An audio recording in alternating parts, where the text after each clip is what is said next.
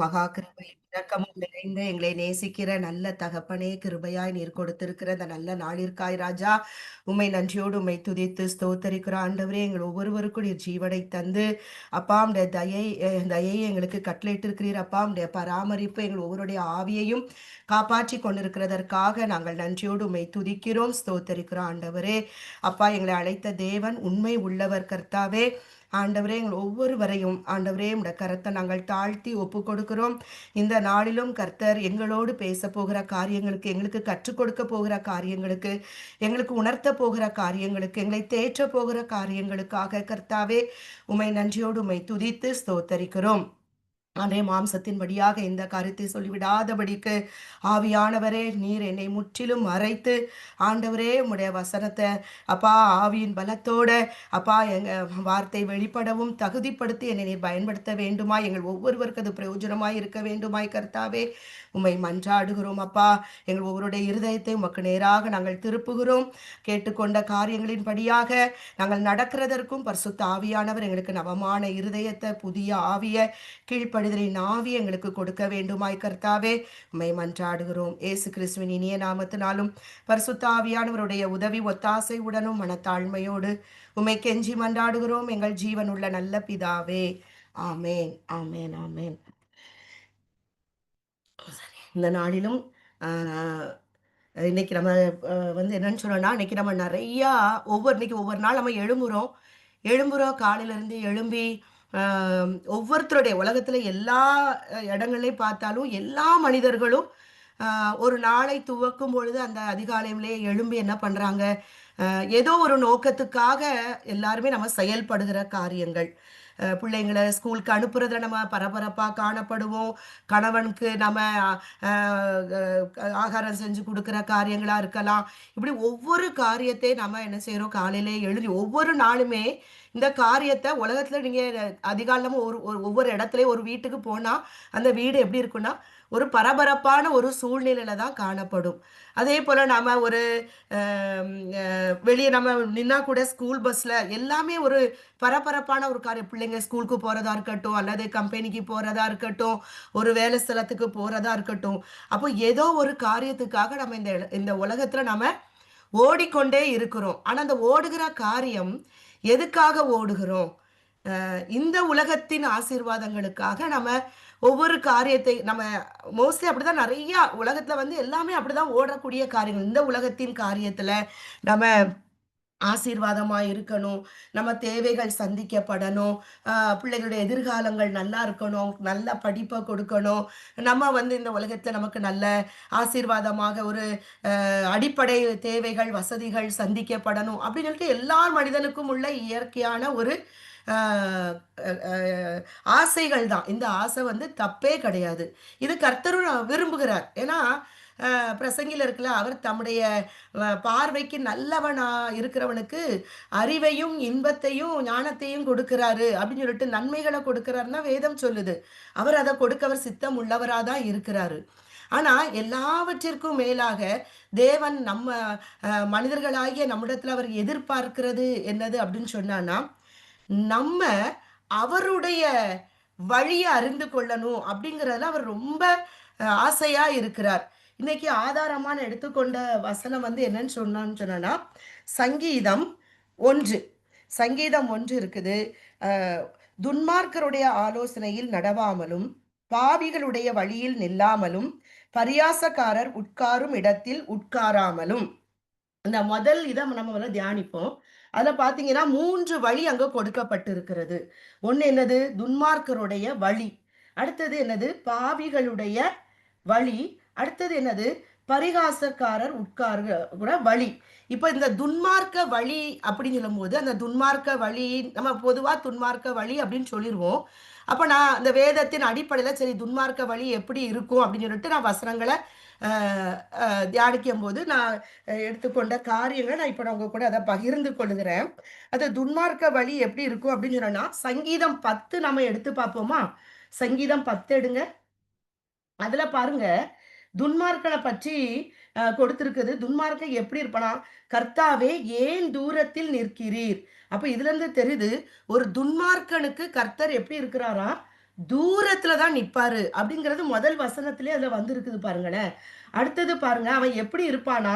பெருமையா பேசுவானாம். சிறுமைப்பட்டு இருக்கிறவர்களெல்லாம் கடூரமா துன்பப்படுத்துகிறவனா காணப்படுவான். அ அடுத்தது என்னன்னா, எப்ப பார்த்தாலும் சதி மோசங்கள் செய்கிற ஒரு நபரா காணப்படுவாங்க. அப்புறம் என்னன்னா, அவன் துன்மார்க்கன் நீங்க பார்த்தீங்கன்னா, இந்த உலகத்துல அவன் நெனச்சதெல்லாம் நடக்கும். அவன் செய்றது எல்லாமே அவனுக்கு வாய்த்து கொண்டே இருக்கிற மாரி தான் இருக்கும். அப்ப அதனால அவனுக்கு என்ன வருதுன்னா, பெருமை வருது, அகங்காரம் வருது. அப்போ பொருளை சம்பாதித்து தன்னையே போற்றிக் கொள்ளுவானாம். அப்ப அவன் தன்னையே தெய்வமாக நினைக்கக்கூடிய காரியம். அப்ப அவன் என்ன செய்ய மாட்டான்? தான் நினைக்கிறது எல்லாம் வாய்க்குது. அப்படி இருக்கும் பொழுது அவன் தெய்வத்த என்ன செய்ய மாட்டான்? தேடவே மாட்டான். அதான் அடுத்ததுல பாருங்களேன். துன்மார்க்கன் தன் கர்வத்தினால் தேவனை தேடான். அவன் நினைவுகள் எல்லாம் தேவன் இல்லை என்பதே. அவன் வழிகள் எப்போதும் கேடு உள்ளவைகள். அப்போ அவனோட வழி எப்படி இருக்கும்னா, கேடு கெட்ட காரியங்களா தான் இருக்கும். கேடான காரியங்களா தான் இருக்கும். அப்ப அவன் தன்னையே தெய்வமாக அவன் என்ன செய்ய சொல்றான்? எண்ணிக்கொள்ளுகிற காரியங்கள் இருக்குது. அப்போ இன்னொன்னு பாருங்க, யோபுல நீங்க பார்த்தீங்கன்னு சொன்னனா, யோபு 21ஆம் அதிகாரத்த நீங்க பாருங்க. அங்க நெறைய இருக்குது அதுல. அதுல வந்து நான் ஒரு குறிப்பிட்ட சில காரியங்கள மட்டும் நான் உங்களுக்கு அதுல சொல்றேன். யோபு பாருங்க 14, 15 வசனத்த பாருங்களேன். அவர்கள் தேவனை நோக்கி, "எங்களை விட்டு விலகி இரும். உம்முடைய வழிகளை அறிய விரும்போம்." அப்ப துன்மார்க்கமா ஒரு மனுஷன் நடக்கும்போது, அவன் என்ன சொல்வானா, "ஆண்டவரே, நாங்க வந்து எங்கள விட்டு நீங்க தூரமா இருங்க ஆண்டவரே. நாங்க உங்க வழி எங்களுக்கு அறியவே வேண்டாம் ஆண்டவரே." அப்படின்னு சொல்ற மாரி ஒரு மனிதனா காணப்படுவார்கள். சர்வ வல்லவரை சேவிக்க அவர் யார்? அவர சேவிக்கிறதுக்கு அவர் யாரு? நான் சேவிக்கிறதுக்கு அப்படின்னு சொல்லிட்டு அவரை நோக்கி ஜெபம் பண்ணுவதனால் நமக்கு பிரயோஜனம் என்ன என்கிறார்கள். நான் அவரை நோக்கி ஜெபம் பண்றதுனால எனக்கு என்ன நடக்க போகுது? எனக்கு எல்லாமே நடக்குது. நான் சக்சஸான ஒரு வாழ்க்கை வாழ்ந்துட்டு இருக்கேன். இப்படியான எண்ணங்களை உடைய மனிதன் அவனோட வழிகள் எப்படி இருக்குன்னா, கேடுபாடு உள்ளதா இருக்குமா. தன்ட கர்வத்துல தேவன தேடாத காரியங்களாக காணப்படுமாம். அப்போ ஆனா அவங்களுடைய வழி என்னதுன்னா, அழிவுக்கு நேராக போகிற வழி. இப்போ இந்த துன்மார்க்கமாய் நடந்த சில மனிதர்கள குறிச்சு நான் கா கா காட் அ காட்டலாம் அப்படின்னு சொல்லிட்டு. இப்போ பார்த்தீங்கன்னா, லூக்கா 15ஆம் அதிகாரத்துல நமக்கு தெரியும். அந்த கெட்ட குமாரன், இளைய குமாரன். அதாவது திருந்திய அந்த குமாரன குறிச்சு நம்ம அந்த காரியங்கள் அ லூக்கால வாங்க. லூக்கா 15வது இதுல பார்த்தேன்னு சொன்னேன்னா லூக்கா 15, 11, 12 பார்ப்போமே. பின்னும் அவர் சொன்னது, ஒரு மனுஷனுக்கு 2 குமாரர் இருந்தார்கள். அவர்களில் இளையவன் தகப்பனை நோக்கி, தகப்பனே, ஆஸ்தியில் எனக்கு வரும் பங்கை எனக்கு தர வேண்டும் என்றான். அந்தப்படி அவன் அவர்களுக்கு தன் ஆஸ்தியை பங்கிட்டு கொடுத்தான். சில நாளைக்கு பின்பு இளைய மகன் எல்லாவற்றையும் சேர்த்துக்கொண்டு தூர தேசத்துக்கு புறப்பட்டு போய் அங்கே துன்மார்க்கமாய் ஜீவனம் பண்ணி தன் ஆஸ்தியை அழித்து போட்டான். இது நம்ம எல்லாருக்குமே தெரிஞ்ச காரியங்கள் தான். தகப்பன் நல்ல ஒரு பணக்கார ஒரு தகப்பனா இருக்கிறாரு. அப்போ அதனால 2 பிள்ளைங்க இருக்கிறாங்க. ஒருத்தன் வந்து அவருக்கு கீழ்ப்பட்டு நல்லவனா அவரோட சொல்லுக்கு கீழ்ப்பட்டு இருக்கிறான். இன்னொருத்தன் வந்து ஒருவேளை செல்லம் அதிகமா இருந்திருக்குமோ! ஒருவேளை தகப்பன் வந்து அவன அ அந்த அன்ப வந்து அவன் என்ன பண்ணிட்டான்னா, அ அ தவறாக தவறாக அவன் பயன்படுத்திக் கொண்ட காரியங்கள தான் நம்ம இதில பார்க்க முடிகிறது. அதேபோல பரம தகப்பனும் நம்ம மேல அன்பா இருக்கிறார். அப்போ எப்பொழுதுமே தகப்பன் அன்பா இருக்கிறார் அப்படின்னு சொல்லிட்டு நம்ம நம்ம தவறான வழி, கேடான வழி, துன்மார்க்க வழிய நம்ம என்ன செய்யக்கூடாது? நம்ம அ பின்பற்றி நாம போகக்கூடாது அப்படிங்கிற ஒரு காரியம். ஏன்னா, அந்த அன்ப நாம தவறாக பயன்படுத்தக்கூடாது. இங்க இளைய மகன் அதுதான் செய்தான். தந்தையின் அன்ப அவன் என்ன செய்தான்னா, தவறாக பயன்படுத்த தொடங்குறான். அதனால அவன் என்ன சொல்றான்? எனக்குரிய பங்க எனக்கு தாங்கன்னு கேட்கிறான். கண்டிப்பா அது அவனுக்குரிய பங்கு தான். இல்லவே இல்லைன்னு சொல்லல. அவனுக்குரிய பங்க தான் அவன் கேட்கிறான். என் பங்கை எனக்கு தர வேண்டும் என்று சொல்லுகிறான். ஆனா அவன் கேட்ட விதம் தான் தப்பு. இதே போலதான் நம்ம வாழ்க்கையிலையும் நம்மள அவர் தெரிந்தெடுத்திருக்கிறார், அழைத்திருக்கிறார். நம்ம நிறையா உலக மனிதர்களோடு நம்ம நிறையா சில நேரத்துல சில ரொம்ப ஒரு நெருக்கத்துல போகும்போது நம்ம கம்பேர் பண்ணக்கூடிய ஒரு சூழ்நிலைக்குள்ள நம்ம தள்ளப்படுறோம். அவங்கெல்லாம் நல்லதானே இருக்கிறாங்க. அவங்க ஆண்டவரை தேட மாட்றாங்க, ஜாலியா இருக்காங்க, அங்க போறாங்க, இங்க வர்றாங்க, அவங்களுக்கு எல்லாம் சக்சஸ் ஆகுது. பிசாசு அதை தான் காட்டுவான் நம்மள்ட்ட. அப்போ நம்ம என்ன சொல்றோம்? அப்போ ஆண்டவரே நான் என்னுடைய பங்க எனக்கு குடுத்துருங்க. நான் வேண்டாம் ஆண்டவரே.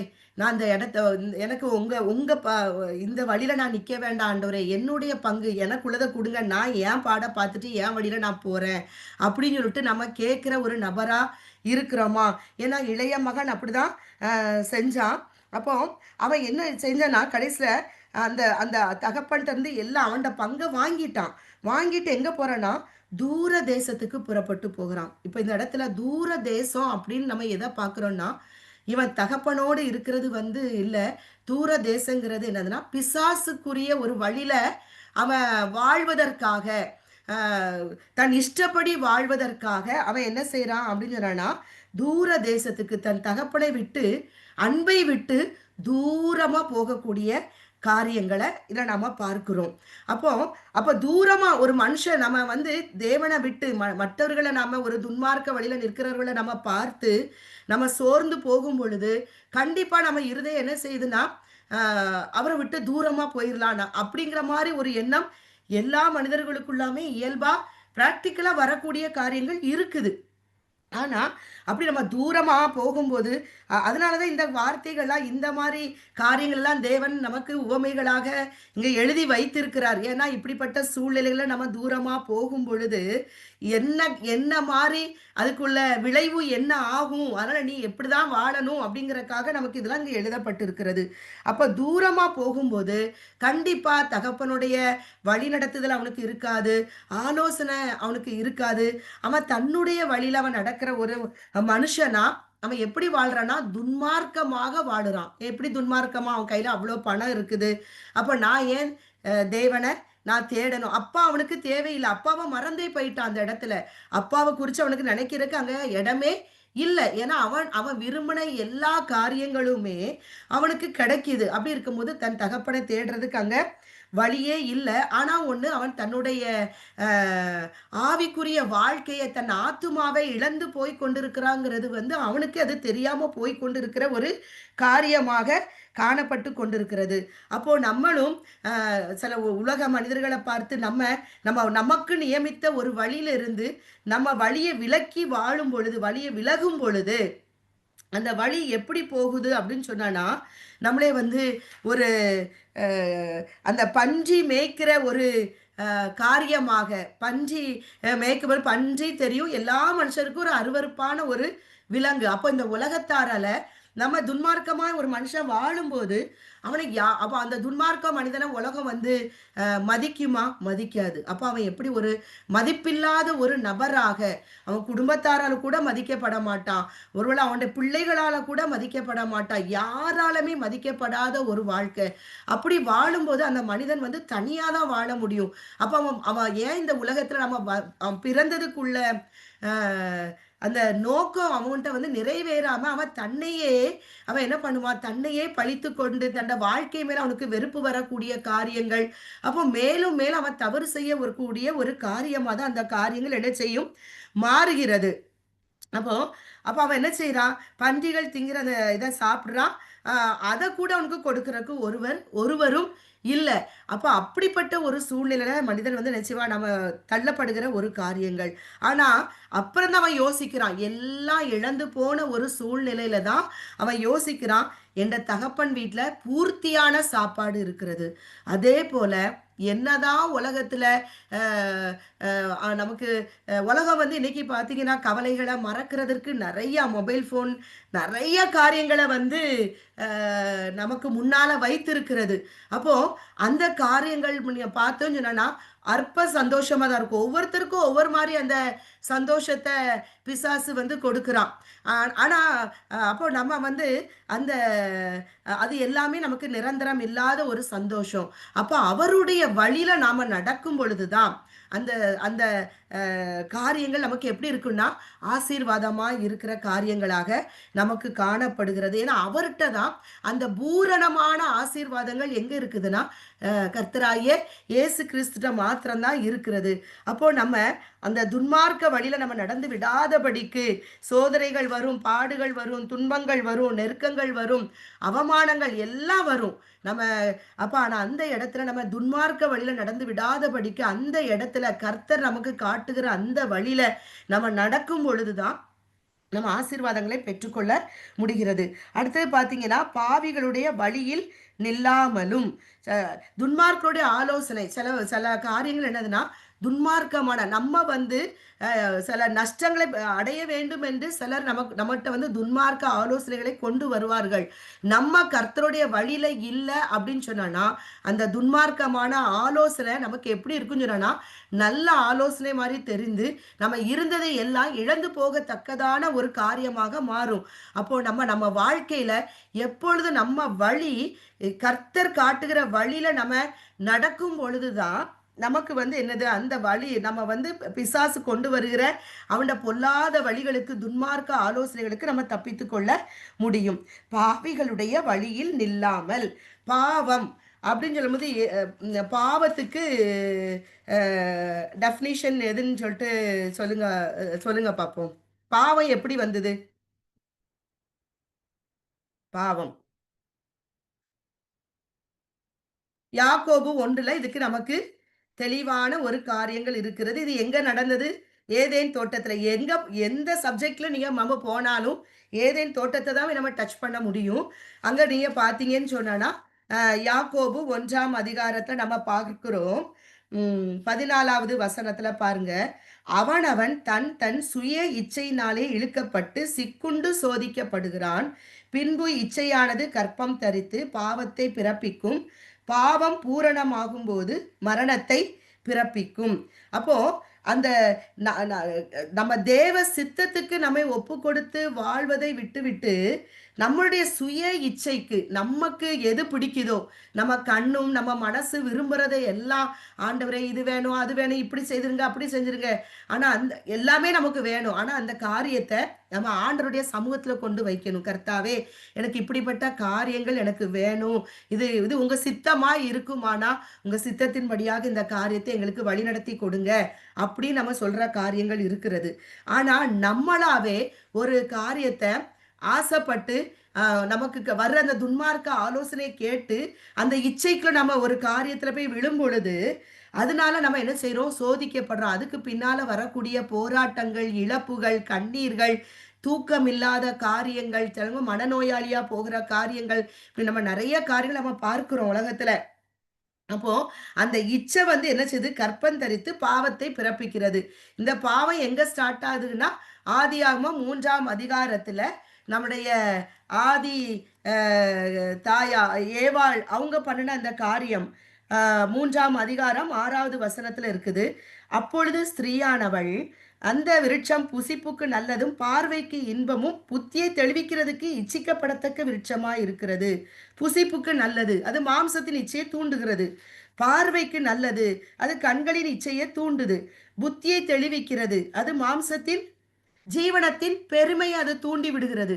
அப்போ இப்படிப்பட்ட காரியங்கள் நமக்கு முன்பாக வரும் பொழுது, இந்த காரியம் இது கர்த்தரால் வந்த காரியமா? இது எனக்காக உள்ள பாதையா? இது எனக்காக உள்ள வழியா? அப்படிங்கிறத நம்ம யோசிக்காம, ஒரு காரியத்த கர்த்தரிடத்துல நம்ம விசாரிக்காம, அவருடைய வழிய நம்ம அறிந்து கொள்ளாம இருக்கும் பொழுது, அது என்னதான் மாறுதுன்னா, பாவத்த பிறப்பிக்கிறது. அப்போ அதனால தான் நான் அந்த பணத்தாசை வந்து என்ன செய்யுது? வழி விலகி பாவம் செய்றதுக்கு அது தூண்டுதலா மாறுகிறது. இன்னைக்கு எல்லாருக்கும் பணம் வேணும் தான். ஆனா அத சம்பாதிக்கிறதுக்கு எந்த வழியில நம்ம போகிறோம்? நேர்மையா சம்பாதிக்கிறோமா? அல்லது மற்றவங்கள ஏமாற்றி சம்பாதிக்கிறோமா? வட்டிக்கு குடுத்து சம்பாதிக்கிற காரியங்கள் காணப்படுகிறதா? அ அப்போ பிறருடைய பொருட்கள வஞ்சகமா அவங்கள்ட்ட நல்லா பேசி அத நமக்குன்னு எடுத்துக்கிற காரியங்கள், சில சொத்துக்களா இருக்கலாம். இப்படி நம்ம செய்யும் பொழுது, அது என்னது? பாவம் சொல்றது. இந்த பாவம் பூரணமாகும் பொழுதுதான் அது என்ன செய்யுது? மரணத்தை பிறப்பிக்கிறது. இதுக்கு ரிலேட்டடா நம்ம பார்த்தோம்னு சொன்னோம்னா, ரோமர் 7ஆம் அதிகாரத்துல நம்ம பார்த்தோம்னு சொன்னோம்னா, இந்த காரியங்கள நம்ம பார்க்க முடிகிறது. ரோமர் 7:7 பார்க்கிறோம் அப்படின்னு சொன்னோம்னா, இச்சை வந்து என்னது? பாவம். நம்ம ஒரு காரியத்த நம்மளாவே விரும்புகிறது. இச்சைன்னா அது மேல அதாவது நமக்கு சித்தம் இல்லாத ஒரு பொருளா இருக்கலாம், அல்லது நபரா இருக்கலாம். அந்த காரியத்துல நம்ம வந்து அ ஆசைப்பட்டு அதுதான் எனக்கு வேணும், அதுதான் அப்படின்னு சொல்லும்போது அது என்னது? அதுதான் இச்சை. அது வந்து என்னதான்? அது பாவம் அப்படின்னு சொல்லிட்டு சொல்லுகிறது. அப்ப அது என்ன செய்யுதுன்னா, 5ஆம் வசனத்துல அத பாருங்களேன். பாவ இச்சைகள் மரணத்துக்கு ஏதுவான கனிகளை கொடுக்குமாம். அந்த பாவம் நமக்குள்ள வரும்பொழுது, நம்ம வந்து எப்படிப்பட்ட ஒரு நபரா காணப்படுவோம்னா, அ ஒரு கசப்பான கனிகளை கொடுக்கிறவர்களாக, மரணத்துக்கு ஏதுவான கனிகள கொடுக்கிற ஒரு காரியங்கள். துன்மார்க்க அப்போ அப்ப அந்த அது எந்த மரணத்துக்கு ஏதுவான கனிகள்னா என்னது? அப்ப நம்ம பாவம்ன்னு சொல்லிட்டு பொதுவா நம்ம எல்லாம் சொல்லிருவோம். அதுல பாவத்துல பார்த்தீங்கன்னா, நெறைய காரியங்கள் பாவங்கிறத நான் இதுல ஏற்கனவே நான் கண்டுபிடிச்சு வச்சிருந்தத அம் பார்க்குறேன். சொல்றேன் கொஞ்சம் விறுவிறுன்னு சொல்லிர்றேன் அத. நீதிமொழிகள் 24:9ல இருக்கு. தீய நோக்கம் பாவம்ன்னு சொல்லிட்டு இருக்குது. நம்ம ஒரு காரியத்த ஒருத்தவங்கள்ட்ட எந்த நோக்கத்தோடு பேசுகிறோம்? நல்ல நோக்கத்தோடு பேசுறோமா? அவங்க நல்லா இருக்கணுங்கிற நோக்கத்துல பேசுறோமா? தீய நோக்கம் அவங்க கெட்டழிஞ்சு போகணும். அவங்களுக்கு இத நான் வாய்க்கக்கூடாது. இந்த இந்த வேலை கிடைக்கக்கூடாது. இந்த ஆசீர்வாதம் அவங்களுக்கு வரக்கூடாதுங்கிற நோக்கத்த சொல்றோமா? தீய நோக்கம் பாவம். அடுத்தது யோவான் 16:9 இயேசுவை அது மாரி யோவான் 8:24 இயேசுவை விசுவாசிக்காமல் இருப்பது என்னது? பாவம். அவர் தெய்வம் எனக்காக மனுஷனா வந்தார் என்று விசுவாசிக்காம இருந்தோம்ன்னு சொன்னோம்னா, அது பாவம். யாக்கோபு 2:9 பட்சபாதம் பார்ப்பது பாவம். பார்ஷியாலிட்டி பார்க்கிறது. இவங்க பணக்காரங்க, இவங்க ஏழை, இவங்க வந்து நல்லா இங்கிலீஷ் பேசுறாங்க, இவங்க தமிழ் பேசுறாங்க, இவங்க வெள்ளையா இருக்கிறாங்க, இவங்க கருப்பா இருக்கிறாங்க, இவங்க உயரமா இருக்கிறாங்க, குட்டையா இருக்கிறாங்க, இவங்க நல்லா படிச்சிருக்கிறாங்க. இப்படி பார்ஷியாலிட்டி பார்த்து அ என்ன செய்றது? மனிதர்கள அன்பு செய்றது, அவங்களுக்கு ஒருதலை பட்சமா நடந்து கொள்வது என்னது? பாவம். ரோமர் 14:23 விசுவாசத்தினால் வராத யாவும் பாவம். நம்ம வாழ்க்கையில ஒரு காரியம் கர்த்தருடைய சித்தமா இருக்குமானால், அதனுடைய வலது கரத்தினால் நம் வாழ்க்கையில வாய்க்கும். அது நமக்கு சமாதானமா இருக்கும், சந்தோஷமா இருக்கும். அது வந்து விசுவாசத்தினால் வர்றது. அது அப்படி இல்லாம, அது ஒரு அநியாயமான வழியிலயோ, அல்லது நம்முடைய சுய இச்சையினாலயோ ஒரு காரியம் நமக்கு வாய்க்குது அப்படின்னு சொன்னோம்னா, அது வந்து எப்படி இருக்குன்னா, நமக்கு சமாதானத்தை தராது. அது விசுவாசத்தினால் வராததுனால அது பாவம். அப்புறம் 1 யோவான் 5:17 அநீதி எல்லாம் பாவம் அப்படின்னு சொல்லிட்டு இருக்குது. அதாவது நம்ம அ நீதியோடு, நியாயத்தோடு நடக்கல அப்படின்னு சொன்னானா, இன்னைக்கு நம்ம பிள்ளைகள் ஒரு காரியத்த செஞ்சா தவறு செய்யும் பொழுது, அத நம்ம நியாயப்படுத்திட்டு, மற்றவங்க அதே தவற செய்யும் பொழுது, அத நம்ம சுட்டி காட்டுற காரியங்கள என்னது? அநீதி. இன்னைக்கு மீடியாக்கள்ல நெறைய ஊழியர்கள பத்தி ஒருத்தர் மேல அதுவே தப்பு. நம்ம கிறிஸ்தவர்களா இருந்துட்டு, ஒருத்தவங்க பண்ணுன தப்ப அத வந்து மீடியாக்குள்ள கொண்டு வந்துட்டு அத அசிங்கப்படுத்தும்போது, மத்த யாருமே அப்படி செய்ற மாரி இல்ல. அவங்க பண்ணுனாங்களா, நம்ம தனிப்பட்ட முறையில அவங்களுக்காக ஜெபிக்கணும். அதுக்கு தான் நம்ம அழைக்கப்பட்டிருக்கிறோம். அப்போ நம்ம அவங்கள குறிச்சு தவறா பேசுறது. நம்ம யாரும் அவங்க வீட்ல போய் பார்க்கல. அவங்களுடைய சிட்யூவேஷன் என்னன்னு தெரியாது. அவங்க எந்த வழியில நடத்தப்பட்டு கொண்டிருக்கிறார்கள் தெரியாம, நம்ம ஒருத்தர குறிச்சு தவறா பேசுவது என்னது? அநீதிங்கிற காரியங்கள் வேதத்தின்படியாக. அப்ப அப்படி அநீதியான காரியங்கள நம்ம செய்யாம அநீதி எல்லாம் பாவம்னு வேதம் சொல்கிறது. நியாய பிரமாணத்தை மீறுவது பாவம். அதாவது நமக்கு எழுதி குடுத்த இந்த வார்த்தைகள நம்ம மீறி செஞ்சோம் அப்படின்னு சொன்னோம்னா, அது பாவம். அப்பிறகு பார்த்தீங்கன்னு சொன்னோம்னா, யாக்கோபு 4:17 ஆதியாகமம் 4:7ல இருக்குது. நீதிமொழிகள் 3:27 ஒருவன் நன்மை செய்ய நம்ம அறிஞ்சவனாய் இருந்தும், அதை நன்மை செய்யாமல் இருந்தால், அது என்னது? பாவம்னு வேதம் சொல்லுது. அடுத்தது பார்த்தீங்கன்னா, உபாகமம் 15:9, 24:15ல இருக்கிறது.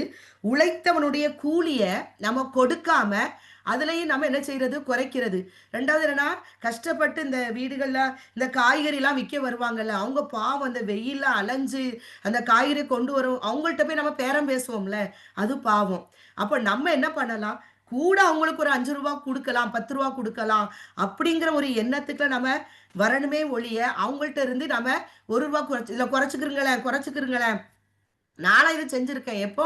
அ தேவன அறியாத காலத்துல முன்னால. அது என்னமோ அந்த ரூ. 1 குறைச்சுட்டு, அதுல ஒரு பெரிய சந்தோஷம். என்னமோ நான் பெரிய அ மலையே சாதிச்ச மாரி அப்படின்னு சொல்லிட்டு ஒரு சந்தோஷம். அத விட பக்கத்துல நம்ம சொல்றேன். "நீ இவ்வளத்துக்கு வாங்குனியா? நான் இவ்வளத்துக்கு தானே வாங்குனேன்." அப்படின்னு சொல்லிட்டு அதுல ஒரு சந்தோஷப்படுறேன். ஆனா, தேவன அறிஞ்ச பிறகு தான் அதெல்லாம் உணர்த்தப்பட்டோம். அவங்க அதெல்லாம் வந்து கர்த்தருடைய சமூகத்துல வந்து என்ன செய்யுமா? கூக்குரல் இடுகிற காரியங்கள். அவனுடைய உழைத்தனுடைய கூலிய நம்ம கொடுக்கல அப்படின்னு சொன்னோம்னா, அந்த கூலி அவரிடத்துல போய் கூக்குரல் இடும். அப்ப நம்மள்ட்ட வந்து வேலை செய்றவங்களா இருக்கலாம், வீட்டுக்கு வேலைக்கு வரவங்களா இருக்கலாம், அல்லது ஒரு கம்பெனில வேலை பார்க்குற காரியங்களா இருக்கணும். இன்னைக்கு நெறைய பேருக்கு நம்ம மத்திய கிழக்கு நாடுகள்ல நம்ம பார்க்கிறோம். உழைத்த கூலி அவங்களுக்கு கொடுக்கப்படாமல் இருக்கிறது. இதுவே தேசத்திற்கு சாபமா இருக்கும். அப்ப இத குறிச்சு நாம என்ன செய்யணும்? கர்த்தர்ட்ட நம்ம ஜெபிக்கணும். ஆண்டவரே, இந்த தேசங்கள் ஆசீர்வதிக்கப்படும்படியாக உழைத்தருடைய கூலி அவங்க அந்தந்த மாதத்துல அவங்க குடும்பங்கள் போஷிக்கப்பட அவங்க கையில கொடுக்கப்படணும் ஆண்டவரேன்னு சொல்லிட்டு இதுக்காக நம்ம ஜெபிக்கணும். அடுத்தது நம்ம ஒரு பொருத்தனைய பண்ணிட்டு அது செலுத்தாமல் இருப்போமானால், உபாகமம் 23:21 அப்படி இருப்போமானால் அது பாவமா காணப்படுகிறது. அடுத்தது பார்த்தீங்கன்னா, 1 கொரிந்தியர் 8:11, 12ல பலவீனம் உள்ள சகோதரன் நம்முடைய அறிவின் நிமித்தம் கெட்டுப் போவது.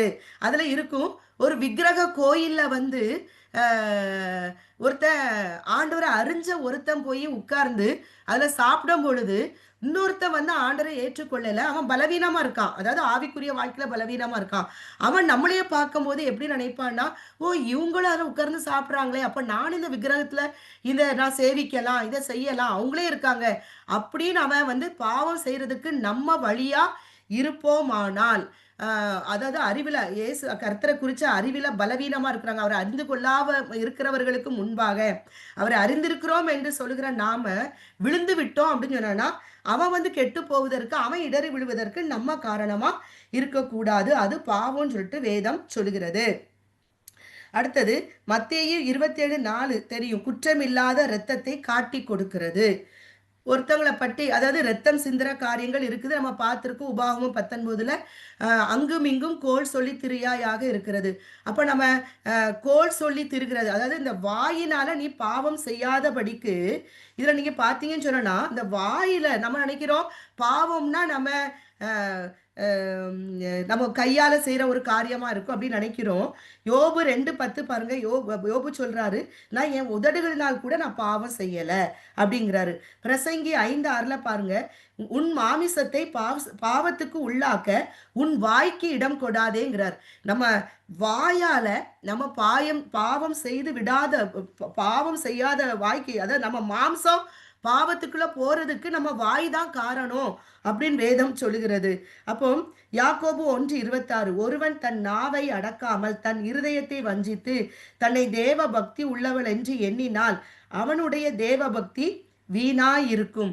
நம்ம வந்து நம்ம வாய அடக்காம, நம்ம குடும்பம் அப்படின்னு சொல்லும்போது, நம்ம கணவன் மனைவியா இருக்கிற எப்பவுமே நம்ம பெண்கள் நமக்கு தான் குரல் ஒசரும். அப்போ நம்ம சில காரியத்துல நம்ம பெர்ஃபெக்ட்டா இருக்கணும், கரெக்ட்டா இப்படிதான். ஆனா நமக்கு தேவையில்லாத வார்த்தைகள் நம்மை குறிச்சு பேசும் பொழுது, டக்குன்னு கோவம் வந்து நாம என்ன பண்றோம்?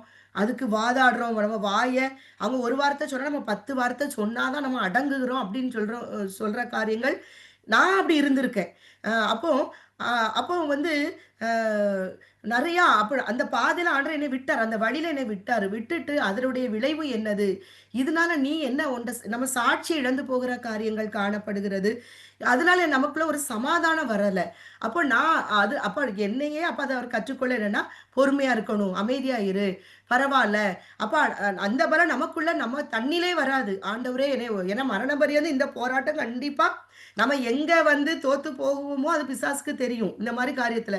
அப்ப அந்த இடத்துல ஆண்டவர்ட்ட நம்ம ஒவ்வொரு நாளும் ஆண்டவரே என் வாயின் வாசலுக்கு காவல் வைங்கப்பா. சாந்தமும் அமைதலும் உள்ள ஆவி எனக்கு கொடுங்க ஆண்டவரே. நீர் சகித்தது போல நாங்க சகிக்கிறதுக்கு எனக்கு அந்த பலன கொடுங்க ஆண்டவரே. பரவால்ல நம்ம அதையும் பார்த்துருக்கேன். நம்ம அமைதியா இருந்தோம்னு சொன்னா, அந்த அவங்க யோசிக்க தொடங்குற காரியங்கள் கூட இருக்குது. நம்ம 10 வார்த்தை பேசும்போது அது பெரிய சண்டையா மாறக்கூடிய காரியங்கள். அப்ப அந்த தேவ பக்தி நான் தேவன அறிஞ்சிருக்கேன் அப்படின்னு சொல்லும்போது அதுல ஒண்ணுமே இல்ல. நம்ம தெய்வத்த மறுதலிக்கிற காரியமா காணப்படுகிறது. தேவ பக்தி நம்மள்ட்ட இல்ல. ஆனா நான் தேவ பக்தி உள்ளவ அப்படின்னு காட்டுற காரியங்கள். அப்ப இதெல்லாம் என்னது? நாவுனால நாவுனால செய்ற பாவம் வந்து அது பெரிய பாவங்கள் சொல்லிட்டு நம்ம யாக்கோபு 3ல கூட நம்ம அத பார்க்கிறோம் எல்லாமே. அப்போ சொற்களின் மிகுதினால் பாவம் வருகிறது. அப்ப நம்ம நெறைய தேவையில்லாத வார்த்தைகள பேசம்போது, அது என்னது? பாவம். அப்போ அ நம்ம என்ன செய்யணும்னா, முன்னாடிலாம் நம்ம எங்க வீட்ல லேண்ட் ஃபோன் இருக்கும்போது யாராவது ஃபோன் பண்ணுவாங்க. நம்ம யார்ட்டயாவது இன்னைக்கு பேசணும்னு சொல்லிட்டு பேசுறது. 1 மணி நேரம், 2 மணி நேரம் அதுவும் கழுத்து வலி தான் அதிகமா வந்த காரியங்கள். பேசுறோம். ஆனா பேசும்போது கண்டிப்பா மற்றவர்கள பற்றி பேசக்கூடிய காரியங்கள் வருது. அப்போ ஒரு காலகட்டம் வரும்பொழுது, நாங்க இங்க வேற இடத்துக்கு நம்ம மாறி வரும்பொழுது, நான் இவங்கள்ட்ட சொல்லிட்டேன். "எனக்கு லேண்ட் ஃபோனே வேண்டாம்." அப்படின்னு சொல்லிட்டேன். ஏன்னா லேண்ட் ஃபோன் வச்சா நம்ம தேவையில்லாம யார் ஃபோனா வரும், நம்ம பேசுவோம் வேண்டாம். அப்போ இப்போ நம்ம டைம் டேபிள ஆர்டருக்குள்ளாக அ நம்ம வச்சிருந்தா தான், தேவையில்லாத வார்த்தைகள் பேசுவதற்கு நம்ம இடம் கொடுக்கக்கூடாதுங்கிற ஒரு விருப்பத்த நம்ம நம்ம இதயத்திற்கு கொண்டு வரும் பொழுது, சில நேரத்துல அவரே நம்ம சில மனிதர்கள உணர்த்துவார். இவங்க கூட பேசணும். அவங்க எண்ணத்த தந்துட்டே இருக்கும்போது, நம்ம அவங்கள்ட்ட பேசணும். அப்ப அவங்க ஒரு பிரச்சனையில போவாங்க. நம்ம அவங்களுக்கு கர்த்தருக்குள்ளான வார்த்தைகள, அவங்க இருதயம் எலும்புகள் வந்து புஷ்டியாகும்படியாக, அவங்க ஆவி உயிர்ப்பிக்கப்படும்படியான வார்த்தைகள நம்ம பேசுவதற்கு தேவன் நம்மள வழி நடத்துவார். ஊர்ல இருந்து சில தேவையில்லாத ஃபோன் வந்து நம்மள என்ன பண்ணும்? அப்செட் ஆகும். அந்த நபர்கள் மீது நமக்கு கோவங்கள் வருது. ஆண்டவர் கூட இருக்கிற அந்த ஐக்கியம் நமக்கு கட் ஆகுது. அப்ப இதெல்லாம் நம்ம அ ம ஓவர் கம் பண்ணணும்னா, நம்ம டைம் டேபிள கர்த்தருடைய வழிக்குள்ள நம்ம கொண்டு வந்துரணும். இந்த ஒவ்வொரு நாளும் நம்ம இத எப்படி நம்ம இந்த நேரத்த நம்ம செலவிடுகிறது அப்படிங்கிறத நம்ம என்ன செய்யலாம்? சொல்லலாம். அப்போ சொற்களின் மிகுதி அதான் உள்ளதை உள்ளதென்றும், இல்லதை இல்லதென்றும் நம்ம சொல்லணும். ஆமா, இல்ல அப்படின்னு சொல்லிட்டு சொல்லுங்க அப்படின்னு சொல்லிட்டு கர்த்தர் நமக்கு அறிவுரை சொல்றாரு. அப்போ இதெல்லாம் பாவம். வாயினால நம்ம செய்றது பெரிய அது பாவத்த மாம்சத்த பாவத்துக்கு உள்ளாக்குகிறது. அடுத்தது பார்த்தீங்கன்னா, குற்றமில்லாத இரத்தத்தை காட்டிக் கொடுக்கிறது. அது கோள் சொல்றதும் இரத்தத்தை சிந்த வைக்கிற காரியங்கள். அப்புறம் எரேமியா 3:25 நம் தேவனாகிய கர்த்தருடைய சொல்லை கேளாமல் போவது பாவம். இதுதான் ஆதி பெற்றோர்கள் செய்தது. இன்னைக்கு வரை இது தொடர்ந்து கொண்டு வருகிறது. யாக்கோபு 1:14-15 நம்ம ஏற்கனவே அத பார்த்தோம். அவனவன் தன் சுய இச்சையினால இழுக்கப்பட்டு பாவம் என்ன செய்யுது? அ அ வருகிறது. அந்த காரியங்கள நம்ம பார்த்தோம். இப்போ இது எல்லாமே என்னது? பாவம். அப்போ நம்ம தேவ சித்தம் இல்லாதது எல்லாமே என்னது? பாவம். அப்போ பாவம்னு சொல்லிட்டு நம்ம பொதுவா சொல்லிர்றோம். ஆனா அந்த பாவம் என்கிறத வேதத்தின் அடிப்படையில நம்ம அ அத நம்ம தேடி, அத நம்ம எழுதி, அத நம்ம அ வா தியானிச்சு நம்ம இதயத்துல கொண்டு போகும்பொழுது, இந்த காரியத்த நம்ம செய்யாதபடிக்கு ஆவியானவர் நமக்கு என்ன செய்றாரு? உதவி செய்றார். அப்ப இது எல்லாம் பாவமான காரியங்கள். அடுத்தது பரிகாசக்காரர் உட்காரும் இடத்தில் உட்காராமல் இருக்கிறது. அப்ப இந்த பரிகாசக்காரர்னா யாரு அப்படின்னு சொன்னோம்னா, நம்ம பார்க்கலாம் நீதிமொழிகள்ல அதுக்கு ஒரு டெஃபினிஷன் இருக்குது. நெறைய இடத்துல துன்மார்க்கத்துக்கு இருக்குது. எல்லாத்துக்குமே இருக்குது. நீதி நீதிமொழிகள்ல நம்ம பார்த்தோம் அப்படின்னு சொன்னோம்னா, 20 அ அ நீதிமொழிகள் 21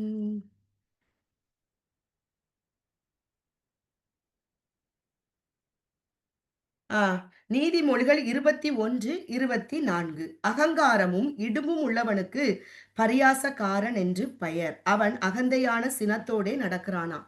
அகங்காரம். அகங்காரம்னா என்னது? அதாவது அ அ நன்மை செய்றதுக்குள்ள வழி அல்லது அல்லது எப்படின்னு சொன்னோம்னா, அ அதான் துன்மார்க்க காரியங்கள் தான். அ எல்லா எல்லாமே அவனுக்கு கிடைக்கிறதுனால என்ன வரும்? அகங்கார காரியங்கள். தேவனை நான் ஏன் அறிஞ்சு கொள்ளணும்?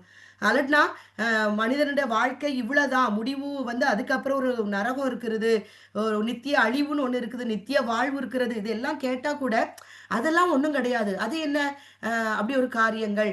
அப்போ இதுல எப்படி சொன்னேன்னா, ஒருத்தர் அவர் வந்து என்னன்னா, இங்க தான் கிறிஸ்மஸோட எல்லாமே நான் தயார் பண்ணி, எங்க ஊர் பிள்ளைங்கலாம் இங்க இருக்கிறனால எப்பவுமே எங்க வீட்டுக்கு அடிக்கடி வருவாங்க. அப்போ அவங்களுக்கு இந்த சமைச்சு குடுக்குறது, அந்த மாரி காரியங்கள் ஆண்டவர் என்னைய அந்த மாரி பயன்படுத்துற காரியங்கள் உண்டு. அப்போ அவங்களுக்கு அந்த கிறிஸ்மஸ் அன்னைக்கு நான் காலையில இருந்து அத்தன பசங்களுக்கும் நான் அவ்ளோ சமைச்சு, அதுக்கப்புறம் நான் சர்ச்சுக்கு வரணும். சர்ச்சுக்கு போயிட்டு வீட்டுக்கு வந்தாச்சு. வீட்டுக்கு வந்து அந்த பசங்க ஒருத்தரையும் காணோம். அவங்க எல்லாரும் எங்க போயிருச்சுன்னா, ஆர்சி சர்ச்சுக்கு போயிட்டாங்க. அவங்க எல்லாரும் அவங்க ஆர்சி மக்கள் தானே. அப்போ கடைசியா நான் ஃபோன் பண்றேன். எல்லாரும் எங்கடா இருக்கிறீங்க? இவ்வளத்தையும் சமைச்சு வச்சுட்டு உட்கார்ந்துட்டு இருக்கேன்னு கேட்டானா, இன்னொருத்தர். அவர் வந்து என்ன பண்றாரு, அவங்கள எல்லாரும் அவர் கூட்டிட்டு போயிருக்கிறாரு. அப்போ அ அந்த அந்த பையன் சொல்றான், "நான் அந்த அண்ணன்ட்ட நான் ஃபோன குடுக்குறேன். அப்ப அவர்ட்ட குடுக்குறேன். என்னண்ணா நீங்க எல்லாரும் நீங்க அங்க கூட்டிட்டு போயிட்டீங்க. நான் இங்க சமைச்சு வச்சிருக்கேனே." அங்க பார்த்தீங்கன்னா, ட்ரிங்க் பார்ட்டி. அப்ப நான் சொல்றேன், "இன்னைக்கு இயேசு எதுக்காக பிறந்தாரு? அவர் பிறந்ததன் நோக்கம் உங்களுக்கு தெரியாம இப்படி பண்றீங்களே!" அப்படின்னு சொல்லிட்டு, "நீங்களும் தப்பு பண்றீங்க. எல்லாரையும் இப்படி பண்ண வைக்கிறீங்களே!" அப்படின்னு கேட்டதுக்கு அவர் சொன்னது எப்படின்னா, அது வந்து பரிகாசமா தான் இருந்தது. அதாவது கர்த்தர் கேட்பாராம், "உனக்கு உலகத்துல நான் இவ்ளோ அ என்டர்டெயின்மென்ட்லாம் குடுத்தேன். நீ அத அனுபவிக்காம முட்டாள்தனமா இருந்துட்டியே!" அப்படின்னு சொல்லிட்டு கேட்பாரு. அப்படி அப்படி சொல்லிட்டு அவர் எனக்கு பதில் சொன்னாரு. அப்ப இப்படியான காரியங்கள், அகங்காரமா பேசுறது, அடுத்தது என்னது? அ இடும்பு செய்றது. என்ன என்ன பண்ணாலும், நான் நான் வந்து ஆள்ற வழிக்கு வரமாட்டேன். நான் இப்படிதான் இருப்பேன். என் இஷ்டத்துல தான் இருப்பேன். இப்படிங்கிறது என்னது? இடும்பான காரியங்கள். இப்படிப்பட்ட காரியங்கள் நம்மிடத்துல காணப்படுமானாலும், நம்ம ஒரு அம் டேஞ்சரான, ஆபத்தான ஒரு இடத்துல நின்னுகிட்டு இருக்கமான காரியங்கள். இந்த பரிகாசக்காரர்கள் என்ன சொல்லுவாங்கன்னு சொல்லுகிறது, 2 பேதுருல நம்ம பார்க்கிறோம். 3ஆம் 2 பேதுருக்கு வாங்க. 2 பேதுரு 3ஆம் அதிகாரத்துல நம்ம பார்க்கிறோம். ஆம் என்னது? முதலாவது நீங்கள் அறிய வேண்டியது என்னவெனில், கடைசி நாட்களில் பரிகாசக்காரர் வந்து, தங்கள் சுய இச்சைகளின்படியே நடந்து அவர் வருவார் என்று சொல்கிற வாக்குத்தத்தம் எங்கே? பிதாக்கள் நித்திரை அடைந்த பின்பு சகலமும் சிருஷ்டிக்கு பின் தோற்றமுதல் இருந்த விதமாய் இருக்கிறதே என்று சொல்வார்கள். அப்போ இன்னைக்கு நம்ம பார்க்கிறோம். நெறைய பேருக்கு உலகம் முழுவதிலுமே சுவிசேஷம் அறிவிக்கப்பட்டு கொண்டு தான் வருகிறது. அதாவது கர்த்தர் நமக்கு முன்பாக, மனிதனுக்கு முன்பாக 2 வழிகளுமே வச்சுட்டார். ஒண்ணு என்னது? ஜீவ வழி இருக்குது. மரண வழி இருக்கிறது. ஆனா, அவங்க என்ன சொல்றாங்க? இதெல்லாம் பொய்யி, இதெல்லாம் கட்டுக்கதை. அது என்ன உலகம் தோன்றினது முதலே இன்னைக்கு வர அப்படிதான் நடந்துகிட்டு இருக்கு. அன்னையிலிருந்து சொல்றாங்க, உலகம் அழிஞ்சிரும், துன்மார்க்கமா நடக்கிறவன் செத்து போயிருவான். எங்க நடக்குது? நம்ம நெறைய பேர்ட்ட இப்படி சொல்லி, ஆம் போதும் அப்படிங்கிற மாரி நம்ம சோர்ந்து போன காரியங்கள் நம்மள்ட்ட உண்டு. அப்ப இப்படிப்பட்ட நம்மளும் பேசினா தவறு, மற்றவர்கள் இப்படி பேசும் பொழுது அப்போ அது வந்து என்ன சுய இச்சையின்படி பேசுறது. எல்லாம் அந்த உலகத்துல கிடைக்கும் பொழுது, அது சுய இச்சையின்படி பேசுகிற காரியங்களாக அது காணப்படுகிற காரியங்கள். அப்ப இது வந்து ஒரு பரிகாசம் பண்றது. கர்த்தருடைய வார்த்தைய அசட்டை பண்றது, பரிகாசம் பண்றது. அவர் எழுதுறது எல்லாத்துக்கும் காமெடியா தான் பேசுறது. இதெல்லாம் என்னது? பரிகாசம் பண்றது. இந்த வழிகள்லாம் எங்க போகும்னா, ஒரு மனுஷன நித்திய அழிவுக்கு நேராக அவன கொண்டு போகிற காரியங்கள். இன்னைக்கு நம்ம பார்க்கிறோம். இப்ப இதுல பார்த்தீங்கன்னா, நெறையா இஸ்ரவேல் ஜனங்கள்ல பீலேயாம் என்ன பண்ணாரு? வழி விலக்கினார். அது நீங்க பார்த்தீங்கன்னு சொன்னோன்னா, அவன் வந்து அந்த பாலாக் அரசன் கொடுக்கிற அந்த கனத்துக்காக அவன் என்ன வழி விலக்கி, கர்த்தருக்கு உக்கிர கோபத்தை கொண்டு வருகிற பாவத்த செய்றான். அதாவது என்னது? வேசித்தனம். அது அவனுக்கு தெரியும். இஸ்ரவேல் ஜனங்கள் அவரால் தெரிந்து கொள்ளப்பட்ட சுதந்திரம், அவரால் ஆசீர்வதிக்கப்பட்ட சுதந்திரம் தெரிஞ்சுமே, அவரே சொல்லியிருக்கிறாரு, "உன்னுடைய வித்து வந்து என்ன செய்யக்கூடாது? அந்நிய ஜாதியோடு கலக்கக்கூடாது." அப்படிலாம் அங்க எழுதப்பட்டிருக்கிறது அவனுக்கு தெரிஞ்சுமே என்ன பண்றான்? பாலாக்கிட்ட ஒரு காரியத்த வஞ்சகமா, அந்த கூலிக்காக வஞ்சகமா ஒரு காரியத்த சொல்லிட்டு போயிறான். அப்ப இதனால என்னலாம் நடந்ததுங்கிறது நமக்கு என்னாகமம் 25ல நம்ம பார்க்கிறோம். அப்ப ஜனங்கள வழி விலக்குகிற காரியங்கள். நம்மா இருக்கலாம். ஒரு மனுஷன கர்த்தருடைய வழியிலிருந்து விலக்கக்கூடாது. கர்த்தருடைய வழியிலிருந்து விலகி இருக்கிறவன, நம்ம கர்த்தருடைய வழிக்கு கொண்டு வருகிற ஒரு நபராக தான் நம்ம காணப்படணும். அதற்காக தான் அவர் நம்மளையே தெரிந்து கொண்டிருக்கிறார். அது இல்லாம, நம்மளே நெறைய பாதையில அவர் நடத்திட்டு போறார். ஒரு நெருக்கத்தின் வழியில கொண்டு போறாரு. ஒரு உபத்திரவத்தின் வழியில அவர் நம்மளை கொண்டு போகிறார். காரணம் என்னதுன்னா, நம்ம வந்து நம்மளும் அந்த நன்மையாகிய நித்திய ஜீவனை சுதந்திரித்துக் கொள்ளணும். நம்மை கொண்டு அநேகர கிறிஸ்துவுக்குள்ளாக நம்ம கொண்டு வரும்படியாக நம்மளை இந்த உபத்திரவத்தின் பாதையில தான் கொண்டு போகிறார். தாவீத நம்ம பார்க்கிறோம். அவன் தேவன் அவனை வழிநடத்தின பாதை வந்து ஈஸியே கிடையாது. அவன் வந்து சவுல் அவன் நன்மை செய்தவங்கலாம் அவனுக்கு தீமை. சொந்த மகனால அவனுக்கு என்னது உயிருக்கு ஆபத்து. அவன் வாழ்க்கையில ஓடிக்கிட்டே தான் இருக்கிறான். ஆனா, அவன் இதயத்துக்கு ஏற்றவனா வாழ்றான். ஒரு இடத்துல தப்பு பண்ணா அந்த இடத்துல இருந்து அவன் திருத்திக் கொள்றான் தன்னைய. ஆனா, அதுல இருக்குது பாருங்களேன். 1 சாமுவேல் 22 இருக்கு. அவனோடு சேர்ந்தவர்கள் யாராம்? ஒடுக்கப்பட்டவர்கள், கடன்பட்டவர்கள், முறுமுறுக்கிறவர்கள். இன்னைக்கும் நெறைய பேருக்கு நம்ம இப்படிப்பட்ட மக்களுக்கு தான் நம்மளே பயன்படுத்திக் கொண்டிருக்கிறார்னா. பார்த்தோம்ன்னு சொன்னோன்னா, நெறைய பேரு பிரச்சனை நம்மள்ட்ட வருது. பார்த்தானா, நம்மளே நம்ம ஒரு பாதையில போயிட்டுருப்போம். நம்ம இதிலிருந்து ஆண்டவரே, ஆண்டவரேன்னு போயிட்டுருப்போம். ஆனா, நம்மள்ட்ட நெறைய காரியங்கள் வரும். அவங்க வாழ்க்கையில பார்த்தீங்கன்னா, இந்த மாரி காரியங்களா தான் இருக்கும். அவங்க அவங்க யாருமே நாங்க நல்லா இருக்கிறோம் அப்படின்னு சொல்லிட்டு நமக்கு ஆறுதல் செய்ற மாரி இருக்க மாட்டாங்க. நம்ம அவங்களுக்காக ரொம்ப திறப்புல நிற்கிற மாரி இருக்கும். அவங்களுக்கு ஆண்டவருடைய வார்த்தைய அதிகமா சொல்லி, அவங்களுக்காக நம்ம உத்தரவாதம் எடுக்கிற ஒரு நபர்களா தான் இன்னைக்கு நம்மள்ட்ட கொண்டு வர்ற காரியங்களா இருக்கும். நான் இதுக்கு கேட்டிருக்கேன், "ஏன் ஆண்டவரே நானே முடியாம இருக்கேன். ஏன் இப்படி இவங்கலாம் எனக்கு ஒரு சந்தோஷமான ஒரு நபரா, நமக்கு ஒரு ஆறுதலா இருக்கமா அப்படிப்பட்ட காரியமா இருக்காதா ஆண்டவரே?" அப்போ இதுல என்னன்னா, அப்ப இத வாசிக்கும்போது தெரியுது, அவன் கூட வந்து இப்படிப்பட்ட நபர்கள் தான் சேர்ந்து கொண்டார்கள். அப்ப அவரால் தெரிந்து கொள்ளப்பட்ட நமக்கும், அ வழிய விட்டு விலகி போனதுனால, அவங்க நெறைய பேர் என்ன செய்றாங்க? கடன்பட்டவர்களாக, அ அதாவது கர்த்தருக்கு இரத்தத்துக்கு கடன்பட்டவர்களாக, அப்புறம் முறுமுறுக்கிற வாழ்க்கையில, "ஐயோ! எனக்கு இப்படி ஆயிட்டு, அப்படி ஆயிட்டு" அப்படின்னு சொல்லிட்டு புலம்புற காரியங்கள். நம்மும் புலம்புறோம்.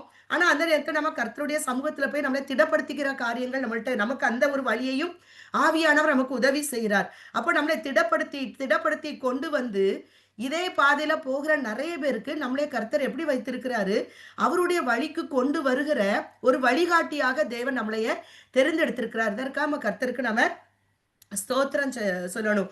அப்போ நமக்கு முன்பாக அ அதேபோல சிம்சோன பார்க்கிறோம். ஆண்டவர் அவன தெரிந்தெடுத்த ஒரு பாத்திரம். ஆனா, அவன் என்ன பண்றான்? ஒரு தன்னுடைய சுய இச்சையில இழுக்கப்பட்டு, வழி விலகி அவன் போறனால, அவனுக்காக வைத்திருந்த அவன் மேல தேவன் வைத்திருந்த அந்த பரலோக திட்டம், தரிசனத்திலிருந்து அவன் அவன் இழந்து போகிற காரியத்த நாம பார்க்கிறோம். அதேபோல சாலமோன் அப்படிதான். தன்னுடைய கர்த்தர் அவன அவ்வளோ ஆசீர்வதித்தார். அவனைப் போல ஞானம் உள்ளவன் யாரும் கிடையாது அப்படிங்கிற அளவுக்கு அவன் கேட்டதுக்கும் கேளாத ஐஸ்வர்யத்தை கொடுத்து ஆசீர்வதித்தார். அந்த ஐஸ்வர்யம் அவன என்ன பண்ணுச்சுது? அவன் பார்த்தீங்கன்னா, பிரசங்கி அவ தான் எழுதினாரு. உன்னத பாட்டு. இவ்வளத்தையும் எழுதி ஞானமாங்க எழுதி வச்சிருக்கிறார். நீதிமொழிகள் எல்லாத்தையும் எழுதி வச்சிருக்கிறாரு. ஆனா, கடைசி நேரத்துல ஒரு பெண்ணால, அந்த சுய இச்சையினால, மனுஷர்களால, மாம்சத்தினால இழுக்கப்பட்டு அந்நிய தேவர்களுக்கு பலியிடுகிற காரியமா போகுது. அது தேவனுக்கு உக்கிர கோபத்த கொண்டு வருகிறது. இப்ப நம்மளும் நாம தேர்ந்தெடுக்கப்பட்ட ஆட்களா தான் காணப்படுவோம். இதுல நீங்க பாருங்க, எரேமியா 2ஆம் அதிகாரத்துல பாருங்க. எரேமியா 2. எரேமியா 2 பாருங்க. 17வது வசனம். "உன் தேவனாகிய கர்த்தர் உன்னை வழியிலே நடத்திக் கொண்டு போகும் காலத்தில், நீ அவரை விட்டு போகிறதினால் அல்லவோ இதை உனக்கு நேரிடப் பண்ணினாய்." இதையும் சொல்லும்போது அதுல பார்த்தீங்கன்னா 14, 15, 16. அதாவது நம்ம ஆண்டவர விட்டு நம்மளை வந்து அவர் வழிநடத்தி கொண்டு போகிறார். நம்ம தெரிந்து கொண்டவர்களா இருக்கலாம். நம்மளை ஒரு பாதையில வழிநடத்தி கொண்டு போகிறாரு. போகும்பொழுது சில வேளைகள்ல நமக்கு எப்படி ஆகும்னா, சில மனிதர்கள் நமக்கு ஆலோசனை குடுப்பாங்க. "நீ என்னப்பா நீ பிராக்டிகலா திங்க் பண்ணுவ. எப்ப பார்த்தாலும் ஆண்டவரே, ஆண்டவரேங்கிறாரு. ஆ ஆ நமக்கு புத்திய தந்திருக்கிறார்ல, ஞானத்த தந்திருக்கிறார்ல. நீ இப்படி பண்ணுனா என்ன? அப்படி பண்ணுனா என்னன்னு" சில காரியங்கள் நமக்கு காதுகளுக்கு நமக்கு வந்து சொல்லப்படுகிற காரியங்கள் உண்டு. அதாவது அவருடைய பலத்த கரத்துக்குள் நம்ம அடங்கி இருக்காதபடிக்கு, நம்ம அவருடைய வழியில நடக்காதபடிக்கு நம்மளைய வந்து விலக்கி விடுகிற காரியங்கள். அதாவது ஜீவ தண்ணீர் அவரை விட்டு விடுகிற காரியங்கள். அவர் தண்ணீர் நிற்காத தொட்டிகளாகிய வெடிப்புள்ள தொட்டிகள, அந்த வார்த்தை நிக்காத ஒரு இருதயமா நம்முடைய இருதயம் காணப்படுமாகின், நம்மளை நடத்துகிற பாதையில அந்த ஜீவ ஊற்று தான் எனக்குள்ள எப்பொழுதும் இருக்கணும் அப்படின்னு சொன்னனா, நான் ஜீவனுக்கு ஏதுவான அந்த வழியில நான் நடக்கணும் அப்படின்னு சொன்னனா, நமக்கு அனுமதிக்கப்பட்ட பாதை எப்படி இருக்கும்னு சொன்னனா, மத்தேயு 7:21 படியாக அது எப்படி இருக்கும்? இடுக்கமான வழியாக இருக்கும். மத்தேயு 7:21 எடுத்து பார்த்தோம்னா, அந்த காரியங்கள் நமக்கு புரியும். 7:21 பாருங்களேன். ஆ அ 7:14 சாரி. 7:14 ஜீவனுக்கு போகிற வாசல் இடுக்கமும், வழி நெருக்கமாய் இருக்கிறது. அதை கண்டுபிடிக்கிறவர்கள் சிலர். நம்ம நித்திய ஜீவனுக்கு காக நம்ம அழைக்கப்பட்டிருப்போமானால், நம்ம போகக்கூடிய வழி எப்படி இருக்கும்னா, நெருக்கமா இருக்கும். நம்ம வாழ்க்கையில சுத்தி, சுத்தி நெருக்கம் தான் இருக்கும். எல்லாராலயும் நம்ம நெருக்கப்படுவோம். அப்ப அப்படிப்பட்ட காரியத்துல உலகம் எப்படி சொல்லும்னா, "நீ ஆண்டவரே, ஆண்டவரேன்னு சொன்னா, பாரு அவன் பாருங்க, அ அவங்களுக்கு எதுவுமே வாய்க்க மாட்டுகிறது." அப்படின்னு சொல்லிட்டு நம்மள பார்க்கக்கூடிய சூழ்நிலையா இருக்கும். நம்ம கர்த்தருக்காக நின்னோம் என்றால். ஆனா ஆனா அந்த கர்த்தர் என்ன சொல்றாருன்னா, அந்த வழி நெருக்கமா தான் உனக்கு இருக்கும். மனிதர்களால நீ நெருக்கப்படுவ. சூழ்நிலைகளினால நெருக்கப்படுவ. சில பலவீனங்களினால நீ நெருக்கப்படுவ. சில நோய்களினால நீ நெருக்கப்படுவ. ஆனா அந்த நெருக்கம் வந்து உன்னைய தீமைக்கு அல்ல. நான் உனக்காக வைத்திருக்கிற ஆயத்தப்படுத்திய அந்த ஸ்தலத்துக்குள்ளாக உன்னை வந்து அந்த வழி கொண்டு போகும். ஏன்னா நான் தான் வழியா இருக்கிற இயேசு தான் வழி. அவரே சொல்றார், நானே வழியும் சத்தியமும் ஜீவனுமா இருக்கிறேன். இயேசு இந்த உலகத்துல மனுஷனாக வந்து அந்த 3.5 வருஷம் அவர் எப்படி நாம வாழணுங்கிறத வாழ்ந்து காட்டினார். அவர் சுகபோகமாக வாழல. அவரை சுத்தி அவ்வளோ நெருக்கங்கள். அவரை சுத்தி பரிசேயர், சதுசேயர், வேத பாரகர், நியாய பிரமாணிகர்கள் எல்லாரும் அவரை நெருக்குனாங்க. அவரோட போன பாதை வந்து அவரோட சொந்த சகோதரர்களே என்ன சொல்றாங்க? யோவான் 7ல பார்த்தோன்னா, அதாவது தன்னை பிரபலமாக்க வேண்டுங்கிறவன் என்ன பண்ணுவான்? அந்தரங்கத்துல ஒரு காரியத்தை செய்ய மாட்டான்னுட்டு கிண்டல் அடிக்கிறாங்க. நீ போய் எருசலேம்ல போய் நீ பண்ற அதிசயங்களாம் செய்ய, எல்லாரும் உன்னை நம்புவாங்க. இப்படியான காரியங்கள் நம்ம வாழ்க்கையில நம்ம ஒரு பாதையில போவோம். ஆனா அந்த வழி நமக்கும் கர்த்தருக்கும் மாத்திரம் தான் தெரியும். எல்லாருக்கும் அது தெரியணும்னு அவர் விரும்பவும் இல்ல. அப்போ அவர் அறியாதவர்கள் நம்மள என்ன செய்யலாம்? கிண்டல் பண்ணலாம், கேலி பண்ணலாம். ஆனா அந்த பாதை எதுன்னு சொன்னா, நம்மளை ஷேப் பண்றதுக்கு, நம்மளை அவருக்கு பிரியமான ஒரு பாதையில நம்ம கொண்டு போவதற்கு. யோபு சொல்லுவார் இல்லையா? நான் போகும் வழியை கர்த்தர் அறிவார். அவர் என்னை புடமிட்ட பிறகு நான் சுத்த பொன்னாக விளங்குவேன்னு சொல்றார் இல்லையா? அது போலத்தான் நம்ம போகிற வழி உலகம் அறியாது. நம்ம பெற்றவர்கள் கூட அறிஞ்சு கொள்ள மாட்டாங்க. அவங்க ரட்சிக்கப்படாத இருப்பார்கள். ஆனா நம்முடைய கூட உடன் பிறந்தவர்கள் அறிந்து கொள்ள மாட்டார்கள். நம்முடைய க்ளோஸ் ஃப்ரெண்ட்ஸ் நம்மளை அறிஞ்சு கொள்ள மாட்டாங்க. யாரா இருந்தாலும் நம்மளை அறிந்து கொள்ள முடியாது. ஆனா நம்ம வழிய தேவன் அறிந்திருக்கிறார். நம்மளை ஏன் இந்த பாதையில அவர் நடத்துறாருங்கிறது, நம்ம அவரோடு அவர் பாதையில நடக்க நம்ம ஒப்பு கொடுக்கும் பொழுது அவர் நமக்கு உணர்த்தி காட்டுவார். நான் ஏன் உன்னை இந்த வழியில நடத்துறேன்னு தெரியுமா? இதுக்காகத்தான். அப்ப அந்த இடத்துல நமக்கு, நான் ஆண்டவரே நீ நடத்துற இந்த வழியில நடக்கிறதுக்கு எனக்கு வேண்டிய பலனை கொடுங்கப்பா. ஒவ்வொருத்தருக்கும் ஒவ்வொரு வழியை தேவன் கண்டிப்பா அனுமதித்திருக்கிறார். அந்த வழி இல்லாட்டா உபத்திரவத்தின் வழியாக தான், அநேக உபத்திரவங்களின் வழியாகத்தான் நம்ம என்ன செய்ய முடியும்? தேவனுடைய ராஜ்யத்துக்குள்ள பிரவேசிக்க முடியும். ஆனா அந்த அந்த உபத்திரவத்தின் பாதையில வழியில நம்ம கூட அவர் தான் இருக்கிறார். ஏன்னா அவர் அந்த வழியில, அவர் தான் வழினால அவர் தன்னுடைய வழியை நமக்கு கற்றுக் கொடுக்கிறார். இப்படி வாழு, இப்படிதான் இருக்கணும், நீ வலது பக்கம் இடது பக்கம் சாய்ந்து பொழுது வழி இதுவே, இதுல நடவுங்கள் என்கிற சத்தம் நமக்கு வரும். நம்ம எந்த சத்தத்துக்கு நம்ம முக்கியத்துவம் கொடுக்கிறோம்? மனுஷர்கள் சொல்ற வார்த்தைகளுக்கா? உலகம் சொல்ற வழிக்கா நான் எந்த காதை திருப்புறேன்? அல்லது எனக்குள்ள இருந்த ஆவியானவர் கொடுக்கிற அந்த சத்தம், இது தவறு, இந்த சாஞ்சிராத, அங்க சாஞ்சிராத, இப்படி போ, இதுதான் கரெக்ட்.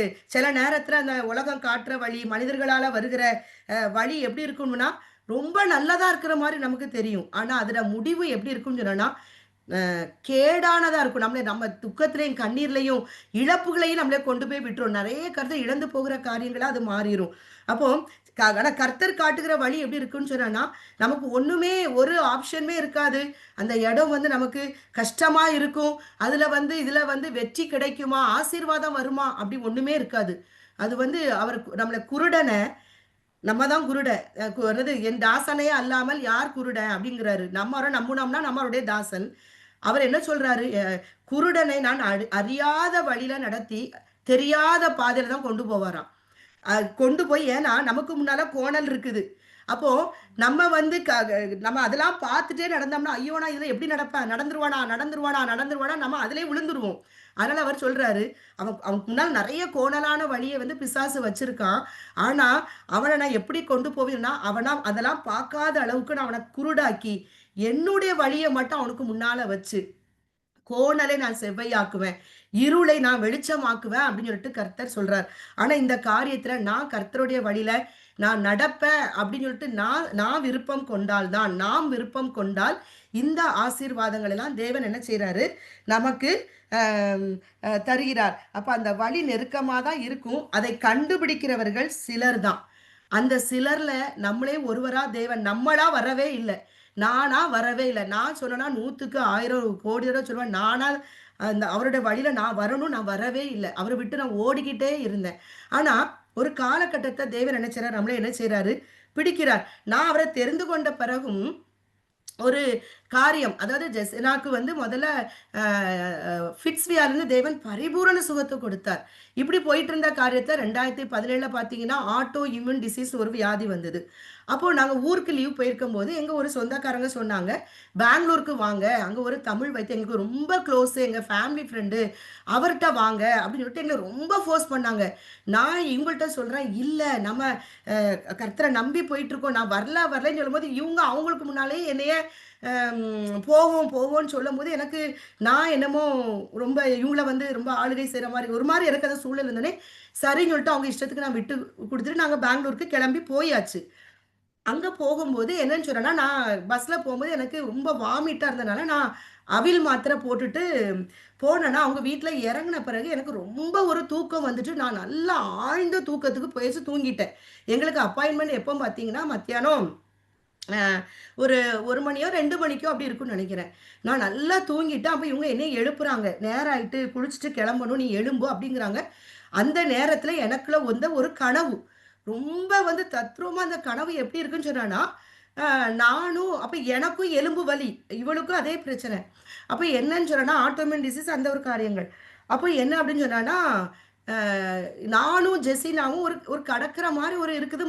கடக்குற மண்ணுல நான் மட்டும் நிக்கிறேன். ஜெசினா எங்க அப்படின்னு பார்த்தான்னா, ஒரு இடத்துல வந்து இந்த உபச்சாரம் செய்ற மாரி, அந்த இடத்துக்குள்ள ஜெசினாவ கூட்டிட்டு போயிருக்காங்க. அதாவது அப்படி நடக்கிறத நான் பார்க்க, நான் என் இதயத்துல அந்த எண்ணம்னா, அவள கூட்டிட்டு போயிட்டாங்க. அடுத்தது நான் தான் போணும். அப்படிங்கிற மாரி அப்ப நான் அந்த இடத்துல அழுறேன். ஆண்டவரே! நான் கத்தார்ல இருக்கும்போது, நான் சபைக்கு போனேனே, உங்க வார்த்தைக்குள்ள இருந்தேனே, நான் ஏன் இப்படி வந்துட்டேன் ஆண்டவரே! ஐயோ! அப்படின்னு நான் அப்படி கனவுல அழுதுகிட்டே இருக்கிறேன். அ இவன் தட்டுனோனே முழிக்கிறான். ஐயோ! நான் இவ்வளவு நேரம் கனவு தான் கண்டிருக்கிறேனா? ஆனா, அது எனக்குள்ள சமாதானத்தை தரையில. அப்ப நான் இவங்கள்ட்ட சொல்றேன், "அப்பா எனக்கு இந்த மாரி கனவு வருது. அ அந்த அந்த டாக்டர்ட்ட வேண்டாம்." அப்படின்னு சொல்லும்போது இவங்க சொல்றாங்க, "அவங்க இவ்ளோ அ அக்கா நம்மள இங்க கூட்டிட்டு வந்திருக்காங்க. நம்ம போணும்." அப்படின்னு சொல்லிட்டு என்னைய ஃபோர்ஸ் பண்ணி, "நீ ரொம்ப ஆழ்ந்த தூக்கத்துல இருந்தனால, அது வந்து உனக்கு ஏதோ அப்படி தேவையில்லாத கனவா வந்திருக்கு." அப்படின்னு சொல்லி நானும் அப்படியே நம்பிக்கிட்டேன். போயிட்டேன். போயி அந்த டாக்டர்ட்ட போன உடனே இவளுக்கும் பார்த்தீங்கன்னா, ஃபுல்லா அந்த அந்நிய தெய்வங்கள், ஒரே தூபம் போட்டு எனக்கு உள்ளுக்குள்ள எனக்கு ஒரு மாரி இருந்தது. ஆனா போயாச்சு. அப்புறம் அவளுக்கும் அந்த மாத்திரைக்குள்ள எல்லா லிஸ்ட் எடுத்துட்டாரு. எனக்கும் அப்புறம் நாங்க 2 பேருமே போயாச்சு. போயிட்டு வந்தா ஆனா எனக்குலாம் சமாதானமே இல்ல. ஊருக்கு வந்துட்டேன். ஊருக்கு வந்து 1 வாரம் கழிச்சு நான் கத்தாருக்கு வரணும். அவர்ட்ட வந்து ஆர்டர் குடுத்து ரூ. 35,000க்கு மாத்திரைகளும் வாங்கியாச்சு. வாங்கி அதையும் தூக்கிட்டு கத்தாருக்குள்ள வந்தாச்சு. ஆனா எனக்குள்ள சமாதானம் இல்ல. வேதத்த எடுக்கும்போதெல்லாம் ஆண்டவர் என்னைய வந்து கண்டிக்கிறாரு. "நீ என்ற உடன்படிக்கைய மீறிட்ட. எங்க எடுத்தாலும் திட்டா உழுது." நான் பயந்து வெளிய வந்துட்டேன். அப்ப மகன் வந்து வீட்ல படிச்சுக்கிட்டு இருக்கான். நான் சொன்னேன், "மேரியோ எனக்கு பயமா இருக்குடா. இப்படி வார்த்தையா வரும்." தண்ணிய குடிச்சுட்டு திருப்பி உள்ளுக்குள்ள போறேன் பிரேயர்க்குள்ள. உள்ளுக்குள்ள போயிட்டு, "கர்த்தாவே எனக்கு பயமா இருக்கு. நான் என்ன செய்யணும் ஆண்டவரே?" எங்க வீட்ல டேப்லெட் அது இருக்குது. கடைசியா பார்த்தீங்கன்னா, உபாகமம் 13வது வசனம். உபாகமம் 13வது அதிகாரத்த தேவன் காட்டுறாரு. நீங்க அத பிறகு நீங்க தனியா வாசித்து பார்த்தீங்கன்னா, நான் என்ன செஞ்சேனோ, அது அப்படியே அங்க எழுதியிருக்குது. என்ன பண்ணுனேங்கிறதோ, அப்படியே வந்து தேவன் வந்து அதுல எனக்கு அ எழுதி அந்த மாதிரி இருக்கிறது. அப்ப அத வாசித்த பிறகு எனக்குள்ள எனக்கு எனக்கு ஒரு ஒரு பக்கம் என்னன்னா, எனக்கு தெளிவு கிடைச்சுட்டு. நான் என்ன தப்பு பண்ணுனேங்கிறது அதுல எல்லாமே வந்துட்டு. அதுல பாருங்களேன், உபாகமம் 2ஆம் அதிகாரத்த பாருங்க. வசனத்த. "நீங்கள் அறியாத வேறே தேவர்களை பின்பற்றி, அவர்களை சேவிப்போம் வாருங்கள் என்று சொல்லி, உங்களுக்கு ஒரு அடையாளத்தையும், அற்புதத்தையும் காண்பிப்பேன் என்று குறிப்பாய் சொன்னாலும், அவன் சொன்ன அடையாளமும், அற்புதமும் நடந்தாலும், அந்த தீர்க்கதரிசியாயிலும், அந்த சொப்பனக்காரனாயிலும் சொல்றவைகளை கேளாதிருப்பீர்களாக. உங்கள் தேவனாகிய கர்த்தரிடத்தில் நீங்கள் உங்கள் முழு இருதயத்தோடும் உங்கள் முழு ஆத்துமாவோடும் அன்பு கூறுகிறீர்களோ இல்லையோ என்று அறியும்படிக்கு உங்கள் தேவனாகிய கர்த்தர் உங்களை சோதிக்கிறார் அப்படின்னு சொல்லிட்டு இருக்கிறது. 5வது வசனம் அப்படியே நீங்க வரும்போது, நீங்கள் உங்கள் தேவனாகிய நான் என்ன செய்யணும்? நான் என்ன பண்ணுனேன்? நான் என்ன செய்துட்டு இருக்கேன்? என்ன செஞ்சேன்? எல்லாமே அங்க வந்துட்டு. ஆம், நீங்கள் உங்கள் தேவனாகிய கர்த்தரை பின்பற்றி, அவருக்கு பயந்து, அவர் கற்பனைகளை கைக்கொண்டு, அவர் சத்தத்தை கேட்டு, அவரை சேவித்து, அவரை பற்றிக் கொள்வீர்களாக. அந்த தீர்க்கதரிசியும், அந்த சொப்பனக்காரனும் கொலை செய்யப்படவன். நீங்கள் நடக்கும்படி உங்கள் தேவனாய கர்த்தர் உங்களுக்கு விதித்த வழியை விட்டு உங்களை விலக்கும்படி. அவன் உங்களை எகிப்து தேசத்திலிருந்து புறப்பட பண்ணினவரும், உங்களை அடிமைத்தன வீட்டிலிருந்து நீங்களாக்கி மீட்டுக் கொண்டவருமான உங்கள் தேவனுக்கு ரோதமாக துரோக பேச்சை பேசினான். இப்படிப்பட்ட தீமை உங்களிடத்தில் விலக்குவீர்களாக. ஆண்டவர் எல்லாத்தையுமே அவங்க சொல்றாங்க, எங்களுக்கு எங்க வீட்ல எல்லாருக்கும் இப்படி சுகம் கிடைச்சது, இப்படி அப்படின்னு சொல்றாங்க. சொன்ன உடனே எங்கள நம்ப பண்ணணும். அவங்க வீட்ல நடந்திருக்கு. ஏன்னா அவங்க விசுவாசிக்கிறாங்க. எத விசுவாசிக்கும் நடக்கும். அப்ப இது எல்லாமே எனக்கு அப்ப என்னைய நான் போன பாதைய விட்டு என்னைய வழிய விலக்குது. இந்த அந்த ஃபிட்ஸ் வியாதி வரும்போது எனக்கு ஆண்டவர் வந்து என்னுடைய இதயத்துல தெளிவாக எனக்கு ஒரு இது கொடுத்தாரு. யாத்ராகமம் 14 அந்த அதிகாரத்தை கொடுத்தார். அப்ப நான் பயத்தோட அதை வாசிக்கும் பொழுது அதுல என்னதுன்னா, யாத்ராகமம் 14 13 14 என்ன இருக்குன்னா, இன்று காண்கிற எகிப்தினை இனிமேல் காண மாட்டாய்.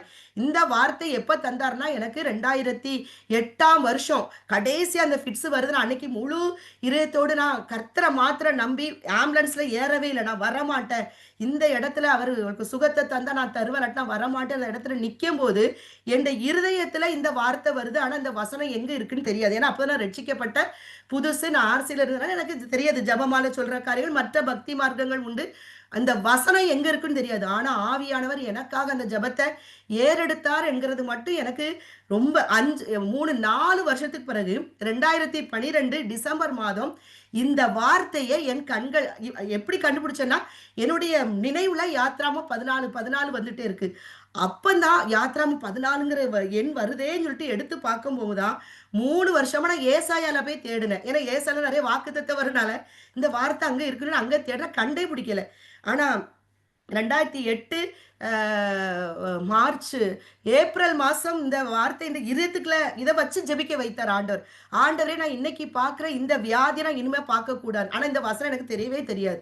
ஆவியானவர் எனக்காக ஜெபித்திருக்கிறார் மட்டும் நான் புரிஞ்சுக்கிட்டேன். அதுல இருக்கு பாருங்க, உன்னை எகிப்து தேசத்திலிருந்து புறப்பட பண்ணினவர், உன்னை அங்கிருந்து நான் தான் புறப்பட பண்ணினேன். நீ எப்படி என் வழியை விட்டு நீ விலகி போகலாம்? என்னை உணர்த்துறார் ஆண்டவர். அப்ப நான் தேவனிடத்துல அன்பு கூறுகிறேனா இல்லையா? நான் தேவனுடைய வழியில தான் நடக்கிறேன். ரட்சிக்கப்பட்டுட்டேன், அவரோட வழியில தான் நான் நடக்கிறேன். ஆனா நடந்து கொண்ட பாதையிலேயே சில சூழ்நிலைகள் வரும் பொழுது இதுல இருந்து நான் எப்படி விடுதலை ஆகலாம் அப்படிங்கிறதுக்கு சில உறவுகள், நம்மளை நேசிக்கிறவர்களை கொண்டே பிசாசு என்ன செய்வான், நம்முடைய வழிய விளக்குற காரியங்கள் நம்ம வாழ்க்கையில காணப்படும். ஆனா தேவன் வந்து அந்த இடத்துல என்னை உணர்த்தினார், கண்டித்தார். நான் எப்படி இனிமே நடக்கணுங்கிறத அந்த இடத்துல ரொம்ப எனக்கு கற்றுக் கொடுத்தார். அதுல நீங்க பாருங்க, கடைசியா பாருங்களேன், 17வது வசனத்துல, சபிக்கப்பட்ட பொருளில் ஒன்றும் உன் கையில் இருக்க வேண்டாம் அப்படிங்கிற வார்த்தை அதுல வந்தது பாருங்க. இவங்க அப்பா ஈவினிங் வந்தாங்க. நான் சொல்றேன், இந்த பொருள் நம்ம வீட்டுல இருக்கக்கூடாது, இதை தூக்கி குப்பையில நான் போட போறேன் அப்படின்னு சொன்னேன். இவங்களுக்கு சரியான கோபம் என் மேல. நீ என்ன விளையாடிக்கிட்டு இருக்கிறியா, 30,000 ரூபாய் கொடுத்து வாங்கிட்டு, எனக்கு இவங்களுக்கு ஒரே பிரச்சனையா இருக்கு, போராட்டமா இருக்குது. நான் அழுதுகிட்டே இருக்கேன், ஆண்டவரே என்ன பண்ண? நான் சொல்றேன், நான் கொடுக்கவே மாட்டேன். ஆண்டவர்கிட்ட தெளிவா பேசிட்டார், பணம் போனாலும் போகட்டும், கர்த்தருடைய வழியை விட்டு நாம விலகிட்டோம்னா பிசாசு நம்மளே பந்தாடிடுவான், நான் வரவே மாட்டேன். ஆனா எங்க 2 பேருக்குள்ள நிறைய பிரச்சனை, எங்க 2 பேரை கொண்டே போராடுறான், நிறைய காரியங்கள். ஆனா நான் ஒரு நிலைக்கு நின்னுட்டேன். நான் கொடுக்கவே மாட்டேன். இது தூக்கி குப்பையில போடுவீங்களா, எனக்கு என்ன பண்ணணும்? திருப்பி இங்க இருந்து கொரியர் போட்டு நாங்க திருப்பி அங்க அனுப்பிட்டோம். பணம் போனாலும் போகட்டும், இந்த பொருள் நம்ம கையில இருக்கவே கூடாது. அப்போ இப்படிப்பட்ட காரியங்கள் சில வேளைகள் நம்ம நம்ம அவரோட வழியில தான் நிக்கிறோம்னு சொன்னா கூட நம்ம வழி தவறி போகிறதற்கு நம்ம வேதத்தை நம்ம நிறைய பார்க்குறோம். ஆனா கர்த்தர் நல்லவர். ஆனா அதே இது பார்த்தீங்கன்னா, அதே வருஷம் 18/7/2019 இங்க வந்து ஜான்சம் ஜாய்சன் தம்பி இருக்காங்கல்ல, அவங்க வர்றாங்க. அவங்க மீட்டிங் நான் அப்பதான் ஃபர்ஸ்ட் அட்டன் பண்றேன். இன்னொரு சிஸ்டர் வந்து இன்னொரு சபைக்கு போவாங்க, அவங்க எங்க வீட்டுக்கிட்ட இருந்தனால, சிஸ்டர் கண்டிப்பா அதுக்கு வாங்க அப்படின்னு சொல்லி நான் அவங்க சொன்னாங்களேன்னு சொல்லிட்டு அங்க போனேன். கரெக்டா பார்த்தேன்னா உபாகமம் 13 எடுத்து வாசிக்கிறார். எனக்காவே இந்த சௌரன கர்த்தர், இது நான் சொல்றது வந்து எப்போ ஜூன் மாசம் இந்த காரியங்கள் நடக்குது. என்கிட்ட பேசுனது வந்து கர்த்தர் எப்போ பேசுறாருன்னா 18/7/2019 கர்த்தர் எங்கூட பேசுறாரு. அந்த தம்பி வந்து வந்தது எப்போ சொல்றான்னா 3/11/2019 அதே வருஷத்துல. என்கிட்ட இந்த வார்த்தை பேசுனது ஜூலைல. கர்த்தர் வந்து திருப்பி இதை தெளிவுபடுத்துறது எப்போம்னா 11வது மாசம் 2019. அப்போ நமக்கு அவர் தன்னுடைய வழியை தெரியப்படுத்திக்கிட்டே இருக்கிறார். சங்கீதம் 25 நம்ம பாருங்களேன், அவர் வந்து நம்ம கர்த்தருக்கு பயந்து நடக்கும் பொழுது அவர் தன்னுடைய வழியை நமக்கு போதிக்கிறார் என்று இருக்கிறது. நம்ம கர்த்தருக்கு பயப்படுகிற பயம் நமக்கு இல்லை அப்படின்னு சொன்னா நம்ம கண்டிப்பா வழியை விலகிடுவோம். இது நல்லா தானே இருக்கு, இப்படி பண்ணுனா என்ன, நமக்கு சுகம் கிடைக்குமே, நமக்கு இது ஆசீர்வாதம் கிடைக்குமே. கண்டிப்பா ஒரு நொடி பொழுதுல பேதுரு கூட இருந்த பேதுருவை வழியை விளக்கினான்.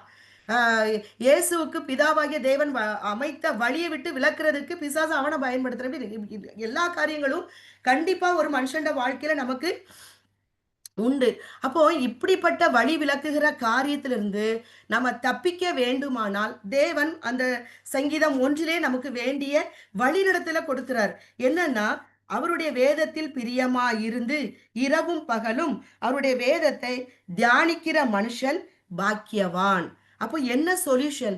ஆண்டவரே, இந்த உலகத்துல நெறைய வழி இருக்கு. வேதத்துல நெறைய வழி நான் பார்த்து எழுதி வச்சிருக்கேன். இப்ப அவ்வளத்தையும் சொல்ல முடியாது நம்மளால. மாறுபாடான வழி, துன்மார்க்கமான வழி, அ என்னது நெறைய வழிகள் வந்து உலகத்துல நெறைய வழிகள் நான் நெறைய இதுல எழுதி வச்சிருக்கேன். நமக்குன்னு ஒரு வழி இருக்குது. பாவிகளின் வழி இருக்கிறது. அ வேற இது மனுஷனுடைய வழி, மதியீனமான வழி, துரோகிகளின் வழி, மரண வழி, இப்படி நெறைய வந்து கொடுமையின் வழி, நெறைய வழி இருக்குது. ஆனா நெறைய வழிகள் இருந்தாலும், அதுல ஒரே வழி மாத்திரம் தான். ஜீவ வழியாகிய, சத்திய வழியாகிய, நீதியின் வழியாகிய, உத்தமமான வழியாகிய, பரிசுத்தமான வழியாகிய இயேசு கிறிஸ்து ஒருவரே மெய்யான வழி. இந்த வழியில நம்ம நடந்தா தான் இந்த உலகத்திலயும் சரி சேஃபா வாழ்ந்து அவர் நமக்காக ஆயத்தப்படுத்தி வைத்திருக்கிற அந்த நம்பிக்கை, நித்திய ஜீவன்கிற அந்த நம்பிக்கை, அந்த நல்ல பலன்களை நம்ம சுதந்திரிக்க முடியும். இதுல இருந்து வழி விலக்குறதுக்கு தான் பிசாசு இந்த உலகத்துல நமக்கு நிறைய காரியங்களை நமக்கு நம்ம முன்னால வந்து என்ன செய்யறான், கொண்டு வருகிறான். அப்போ நம்ம கர்த்தருடைய வழியை நான் அறிந்து கொள்ளணும். அப்ப அந்த வாஞ்சை நமக்குள்ள வரணும். அந்த விருப்பத்தை வாஞ்சை கொடுக்கிறவரே யாருதான்? ஆவியானவர். பிலிப்பியர் 2:13 பார்த்தோம்னா, கர்த்தர் தம்முடைய தயவுள்ள சித்தத்தின்படியாக நமக்குள் விருப்பத்தையும் செய்கைகளை நமக்குள் உண்டாக்குகிறவராய் இருக்கிறார். நம்மளா ஆண்டோடைய வழியில நடக்க மாட்டோம். ஏன்னா, ஐயோ அது இடுக்கமா இருக்கு, இதை செய்யாத, அதை செய்யாத, அதை பார்க்காத, இதை பார்க்காத, இப்படிதான் இருக்கணும், அப்படிதான் இருக்கணும் அப்படிங்கிற வழி யாருக்கும் பிடிக்காது. ஆனா அதுல பழகணும் அப்படின்னு சொன்னா அது சமாதானமா இருக்கும். மற்றவர்களுக்கு நம்ம கோமாளியா கூட இருக்கலாம். ஆனா அந்த வழி நமக்கு சேஃபான வழி. நம்ம வந்து ஒரு ஒரு அவரை நம்பி நடக்கிற அந்த வழியில நமக்காக ஒரு ஆசீர்வாதம், நான் எதிர்பார்க்கிறதை விட மேலான ஒரு நன்மை தேவன் எனக்காக இந்த உலகத்துல வைத்திருக்கிறார், மறுமையில வைத்திருக்கிறார் என்கிறது எப்ப வரும்னா, நம்ம அந்த வழியில நடக்க பிரயாசப்படும் பொழுதுதான். அதான் அவர் சொல்றாரு, கர்த்தருடைய வேதத்தில் பிரியமாய் இருந்து இரவும் பகலும் அவருடைய வேதத்தில் தியானமாய் இருக்கிற மனுஷன் பாக்கியவான். அப்போ நம்ம அந்த வேதத்துல பிரிய நமக்கு வரணும். ஒரு காலத்துல நான் உண்மையில சொல்றேன், எனக்கு பைபிள் ரீட் பண்றதே பிடிக்காது. ஆனா ஜபமால முழங்கால போட்டு மணிக்கணக்கா 153 மணி ஜபமால சொல்லுவேன். ஆனா பைபிள் ரீட் பண்ண மாட்டேன். எனக்கு ஏன்னா அந்த அளவுக்கு எங்களுக்கு அதுல முக்கியத்துவம் கொடுக்கல. அதனால நான் அது கிடையாது. ஒரு குறிப்பிட்ட சங்கீதம் 91, 23 இவ்வளவுதான். அப்படியே புக்கு எப்படின்னா புதுசா இருக்கும். ஒரு புக்கு எங்க குடும்பத்துல எல்லாருமே நாங்க அதான் பயன்படுத்தணும். அது எப்போ குடும்ப ஜபமால சொல்லும்போது கடைசியா ஒரு வசனத்தை வாசிப்போம். அது என்னது, சங்கீதம் 23, சங்கீதம் 91 இவ்வளவுதான். ஏதோ ஒரு வசனத்தை அதிகாரத்தை வாசி அதோட மூடி வச்சுறது. அது என்ன வார்த்தை ஒன்னும் தெரியாது. அப்படிப்பட்ட ஒரு காரியம்.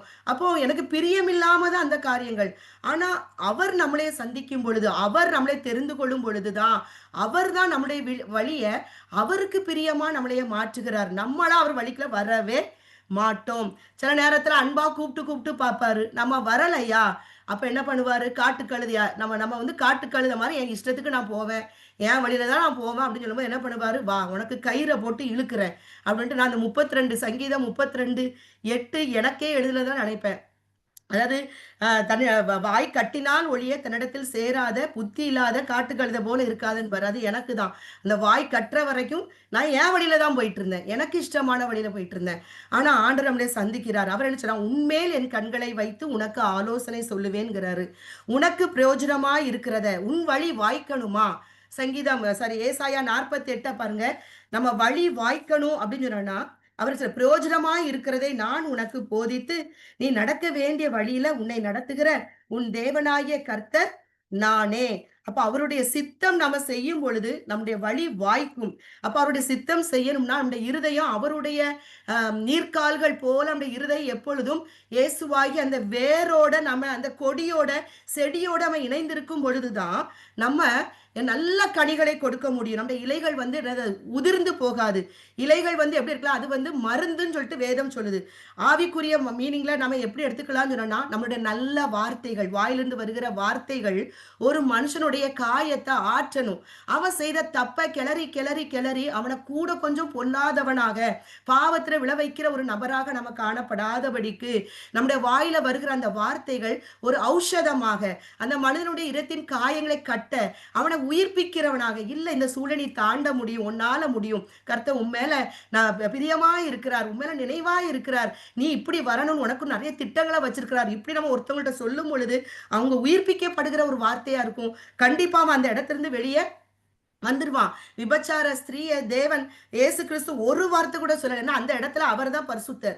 சொல்றதற்கு அவ்வளோ தகுதி அவருக்கு மாத்திரம்தான் இருந்தது. ஆனா அவர் என்ன சொன்னாரு, இனிமேல நீ பாவம் செய்யாத போ. அந்த ஒரு வார்த்தை அந்த அந்த விபச்சார பெண் தண்ட கடைசி சிலுவை வர அவன் தன் வாழ்நாள் முழுவதுமே அவன் ஒரு பரிசுத்த வாழ்க்கை வாழ, கர்த்தருக்காக ஊழியம் செய்ய, அந்த ஒரு அன்பான வார்த்தை தான் அவளை அங்க வர தண்ட நித்திய ஜீவனுக்கு அவளை கொண்டு போறதுக்கு அந்த அன்பான வார்த்தை தான். இதை தான் நம்மளும் என்ன செய்யணும், ஃபாலோ பண்ணணும் அப்படிங்கிறது நமக்கு வேதம் கொடுக்கிறது. அப்புறம் ஜோஷ்வா 1:7 இருக்கிறது, நம்ம வழி வாய்க்கணும்னா நம்முடைய வழியை நான் இயேசுண்ட வழியில நிற்கிறனான்னு சொல்லிட்டு நம்ம என்ன செய்யணும், நம்ம சோதிச்சு பார்க்கணும். ஒவ்வொரு நாளும் நான் செய்யறது கரெக்டா, நான் இப்படி பேசுறேன்னா இது கரெக்டா, இது நானா பேசுறதா, ஆண்டவர் இது நான் பேசுறது கரெக்டா, அப்ப நான் என்ன செய்யணும், எனக்கு நான் நடக்கிற வழி தெரியாது. ஒரு நாள் காலையில நம்ம எழும்புறோம், நம்ம எழும்புறோமாங்கிறது கூட நமக்கு தேவனுடைய அனுகிரகம் இல்லாமல் ஒரு நாளை நம்ம பார்க்க முடியாது. அந்த நாள் முழுவதும் நம்மளே பாதுகாப்பு அவர்கிட்ட தான் இருக்கிறது. அப்போ நம்ம என்ன செய்யணும், அந்த சங்கீதம் 143 ஒவ்வொரு நாள் இந்த ஜபத்தை நம்ம சொல்லணும். அதிகாலையில் உமது கிருபையை கேட்க பண்ணும், உம்மை நம்பி இருக்கிறேன், நான் நடக்க வேண்டிய வழியை எனக்கு காண்பியும், உம்மிடத்தில் என் ஆத்துமாவை உயர்த்துகிறேன், கர்த்தாவே என் சத்துருக்களுக்கு என்னை தப்புவியும், உம்மை புகலிடமாய் கொள்ளுகிறேன், உமக்கு பிரியமானதை செய்ய எனக்கு போதித்தருளும், நீரே என் தேவன், உம்முடைய நல்ல ஆவி என்னை செம்மையான வழியிலே நடத்துவாராக. இது ஒரு ஜபமா நம்ம ஒவ்வொரு நாளும் காலையில எழும்பி, இன்னைக்கு எப்படி நடக்க போகுதுன்னு தெரியாது, நமக்கு என்ன வழிய பிசாசு டிராப்பு முன்னுக்கு வச்சிருக்கான்னு தெரியாது.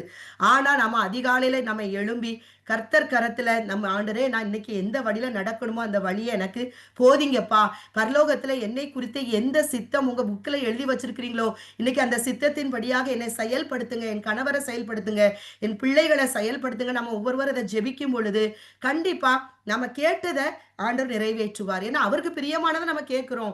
அப்போ இதெல்லாம் நமக்கு நான் இப்படி நட, இப்படி செய், இப்படி பண்ணாத, வேண்டாம், இதை விட்டுரு, இது வேண்டாம், இது தேவையில்லை உனக்கு, நான் இந்த பாதையில நடந்து போ, இதை செய். அப்போ நம்ம தப்பு செய்ய ஒரு சூழ்நிலை வரும் பொழுதும், ஓ இப்படி பண்ணாத, அவங்க உனக்கு வேதனை கொடுத்தாங்களா, அவங்கள்ட்ட போய் 2 வார்த்தை நீ விசாரி, அப்படிங்கிற காரியமா என்ன செய்யறார் ஆண்டவர், நம்மளை சரிப்படுத்தி அருமையா கொண்டு போற காரியங்களா அது காணப்படும். அப்போ அந்த வேதத்தை நம்ம வாசிக்கணும். நம்ம காய் வெட்டலாம், அந்த நேரத்துல ஆடியோ பைபிளை போட்டு கேட்குற காரியங்களா இருக்கலாம், பாடல்களை போட்டு கேட்கலாம். நம்ம மைண்டு இந்த இருதயத்தை அவருடைய வார்த்தையில நம்ம நிரப்ப நிரப்ப நிரப்ப நம்ம அவர் வழி என்னங்கிறது நமக்கு அவர் என்ன செய்வார், தெரியப்படுத்திக்கிட்டே இருப்பார். சங்கீதம் 25 பார்த்தீங்கன்னா இருக்கும், தனக்கு பயந்தவர்களுக்கு தன்னுடைய வழியை அவர் போதிக்கிறாராம், பாவிகளுக்கும் அவர் தன்னுடைய வழியை தெரிவிக்கிறாராம். ஏன்னா அவர் நல்லவரும் உத்தவருமா இருக்கிறதுனால பாவிகளுக்கும் தன்னுடைய வழியை அவர் தெரிவிக்கிறார். ஆனா அந்த அந்த தெரிவிச்சும் அதை ஏற்றுக்கொள்ளாமல் இருக்கும்போதுதான் அது ஒரு ஆபத்தான ஒரு துக்கப்பட வேண்டிய காரியமா இருக்கிறது. அப்ப அவருடைய உடன்படிக்கை நம்ம உண்மையா இருக்கும்போது நமக்கு அந்த வழியை தெரிவிக்கிறார், சாந்த குணம் உள்ளவர்களுக்கு. அப்போ ஆண்டவரே நான் இந்த இடத்துல நான் அப்படி கோவப்படுறேன், படபடபடன்னு பேசுகிற ஆண்டவரே, சில நேரத்தில் நமக்கு நெருக்கங்கள் வரும்பொழுது சில காரியங்கள் எல்லாமே அகெயின்ஸ்ட் இருக்கும்போது கோவம் வந்துடுது, படபடபடன்னு வந்துடுது, நம்ம பேசிடும். ஆண்டு அந்த இடத்துல எனக்கு பொறுமையை கொடுங்கப்பா அப்படி நம்மளே அவருடைய ஆளுகைக்குள்ள விட்டு கொடுக்கும் போது கண்டிப்பா நமக்கு நம்ம நடக்க வேண்டிய வழியை நமக்கு காட்டுகிறார் ஆண்டவர். அப்படியா நடக்கும் பொழுது நம்ம செய்கிற வழிகள் வாய்க்கும். அப்ப இதையே நம்ம பிள்ளைகளுக்கும் நம்ம அதை சொல்லி கொடுத்து நம்ம அதை வழி நடத்தக்கூடிய காரியங்கள். இன்னொன்று நான் பார்த்தேன் அப்படின்னு பார்த்தேன்னா, வழிக்கும் கனிக்கும் நிறைய ரிலேஷன்ஷிப் இருக்கிறத நான் இப்போ பார்த்தேன். இதுல பாருங்க, இதுல வழிதான சங்கீதம் 1 வழியை குறிச்சுதான், துன்மார்க்க வழி, நீதியின் வழி, பரிசுத்த வழி அது இருக்கு. அதுல பாத்தீங்கன்னா அந்த தியானமா இருக்கிற மனுஷன் பாக்கியவான். அதை வாசிச்சு அதை பற்றி நம்ம என்ன செய்யணும், அசை போட்டு பார்க்கணும். ஏன் இதில இப்படி எழுதியிருக்குது? இதான் தியானம். இது ஏன் இப்படி எழுதியிருக்கும்போது, ஆவியானவர் நம்ம கூட நம்ம ஏதாவது வேலை செய்யும்போது நம்ம கூட பேசுவாரு. சில நேரத்தில நம்ம வீட்ல நடக்கிற ஒரு காரியத்த கொண்டே நமக்கு அந்த காரியங்கள உணர்த்தி, நமக்கு கற்றுக் கொடுப்பார். அப்படி நெறைய காரியங்கள் இருக்குது. அடுத்தது பாருங்க, அவன் நீர்க்கால்களின் ஓரமாய் நடப்பட்டு, தன் காலத்தில் தன் கனியைத் தந்து, இலையுதிராய் இருக்கிற மரத்தைப் போல் இருப்பான். அவன் செய்வது எல்லாம் வாய்க்கும். இதே இது பார்த்தீங்கன்னு சொன்னான்னா, ஆம் அ யோவான் 15 பார்த்தீங்கன்னு சொன்னோன்னா, அந்த கொடியாகிய அவர் வழியில நம்ம நடக்கும் பொழுது தான், அந்த கொடியாகிய இயேசுவோடு செடியாகிய இயேசுவோடு கொடியாகிய நாம் இணைந்திருக்கும் பொழுது தான், கர்த்தருக்காக நம்ம என்ன செய்வோம்? நல்ல கனிகளை கொடுக்கிற ஒரு மரமாக நாம காணப்படுவோம். அதேபோல பார்த்தீங்கன்னா, அ எரேமியால நீங்க பார்த்தீங்கன்னு சொன்னோன்னா, 2ஆம் வசனத்தில பாருங்க. எரேமியா 2ல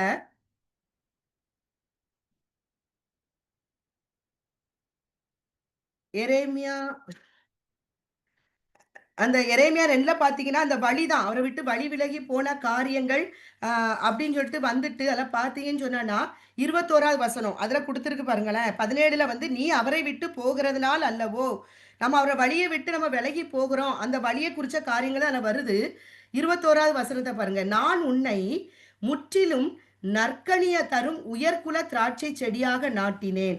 அதாவது அந்த வழிங்கிறது என்னதுன்னா, நம்ம அவருக்காக நல்ல கனி கொடுக்கிற ஒரு வாழ்க்கை வாழ்வது எப்போ அப்படின்னு சொன்னா, இயேசுவாகிய அவர் நமக்கு எழுதி தந்த அந்த வார்த்தை தான் நமக்கு வழிகாட்டி. இந்த வழியில நம்ம நடக்கும் பொழுது தான், நம்ம ஆவியின் வார்த்தைகள், ஆத்துமாவின் சிந்தைகள், சரீரத்தின் கிரியைகள்ல நம்ம கனிகளை வெளிப்படுத்துகிறவர்களாக நம்ம படுவோம். அப்படி இல்லாட்டினா, நம்ம ஒரு கனமற்ற ஒரு பாத்திரமாக, யாருக்கும் பிரயோஜனம் இல்லாத பாத்திரமாக, ஆசீர்வாதங்களை இழந்த ஒரு பாத்திரமாக தான், ஒரு மரமாக தான் நம்ம கெட்ட மரமாக தான் காணப்படுவோம். மத்தேயு 7:14 பாருங்க. மத்தேயு 7:14.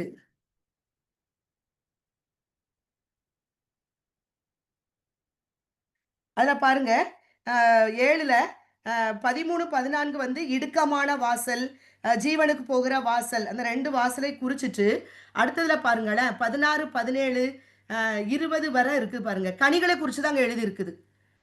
நல்ல மரம் நல்ல கனியை கொடுக்கும். கெட்ட மரம் கெட்ட கனியை கொடுக்கும். நல்ல மரம்னா என்னது?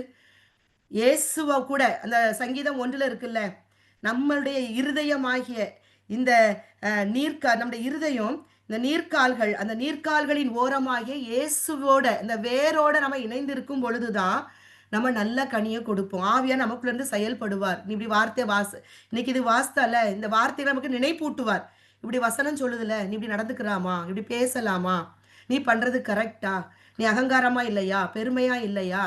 இந்த இடத்துல நீ கசப்பா இல்லையா? உனக்குள்ள பழிவாங்குற எண்ணம் இல்லையா?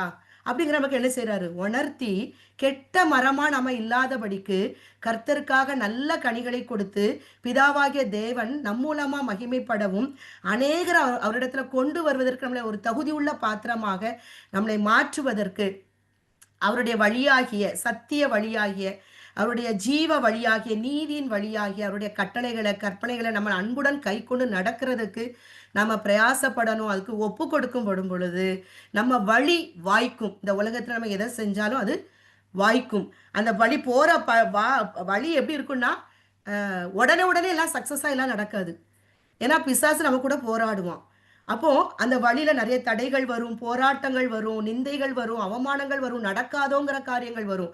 ஆனா கர்த்தர நம்பி அவர் காட்டுற வழியில நட, நட, நடன்னு சொல்ற இடத்துல நம்ம நடந்துகிட்டே போகும்பொழுது, தடைகளை தாண்டி, தாண்டி போகும்பொழுது, அவருடைய பலத்த கரத்திற்குள் அடங்கி இருக்கும் பொழுது, ஏற்ற வேளையில அவர் என்ன செய்வாராம்? நம்மளைய உயர்த்துவார். நமக்கு வேண்டிய ஆசீர்வாதங்கள, நன்மைகள இந்த உலகத்தில நமக்கு கண்கள் காணும்படி செய்து, நமக்காக வைத்திருக்கிற அழியாத அந்த நன்மையாகிய நித்திய ஜீவனுக்குள், அவர் ஆயத்தம் பண்ண ஸ்தலத்திற்குள்ளும் நம்மளை கொண்டு போவார். அதனால கர்த்தருடைய வழிய நம்ம தெரிந்து கொண்டு, அநேகருக்கு அந்த வழிக்குள்ள நம்ம கொண்டு வரக்கூடிய ஒரு வழிகாட்டிகளாக நம்ம வாழணும். அவங்களுக்காக ஜெபிப்போம். தொடர்ந்து கர்த்தர் நம்ம ஒவ்வொருவரையும் இந்த வார்த்தையினால பலப்படுத்தி, ஒவ்வொரு நாள் அந்த வழிய நமக்கு போதித்து, நம்மளும் நம்ம குடும்பமும், பிள்ளைகளும் அதுல நடந்து ஒரு சாட்சியாய் வாழணும்னு சொல்லிட்டு தேவனிடத்துல நம்ம மன்றாடுவோம். அது சுயபலத்துல கண்டிப்பா நடக்காது. தேவனுடைய பலத்துல நம்ம கேட்டு அநேகர இன்னைக்கு நெறைய திக்கற்ற மக்கள் நெறைய இருக்கிறாங்க. என்ன செய்வோம்ன்னு சொல்லிட்டு கையில வெண்ணெய வச்சு ஊரெல்லாம் தேடுவாங்கல்ல, அப்படிதான் நெறைய பேர் இருக்காங்க. அப்படிப்பட்டவங்களுக்கு, "எப்பா உன் கையிலேயே இருக்குது எடுத்து வாசித்து பாரு. உன் கூடயே அவர் இருக்கிறார். உனக்காக இந்த இத தந்திருக்கிறார்." அத நம்ம சொல்லக்கூடிய அந்த ஒரு அ நிலைக்கு நம்ம ஒவ்வொரு நாளும் வழிநடத்தப்படுவதற்கு அவருடைய வழியை பின்பற்றி, அ அவருக்கு சாட்சியா இந்த உலகத்தில வாழ்ந்து, அவருக்காக அவர் நம்மள அழைத்த அழைப்புக்கு பாத்திரமா ஒவ்வொருவரும் வாழ கர்த்தர்ட்ட நம்மளை ஒப்புக் கொடுப்போம். கர்த்தருடைய நாமம் மாத்திரம் மகிமைப்படட்டும்.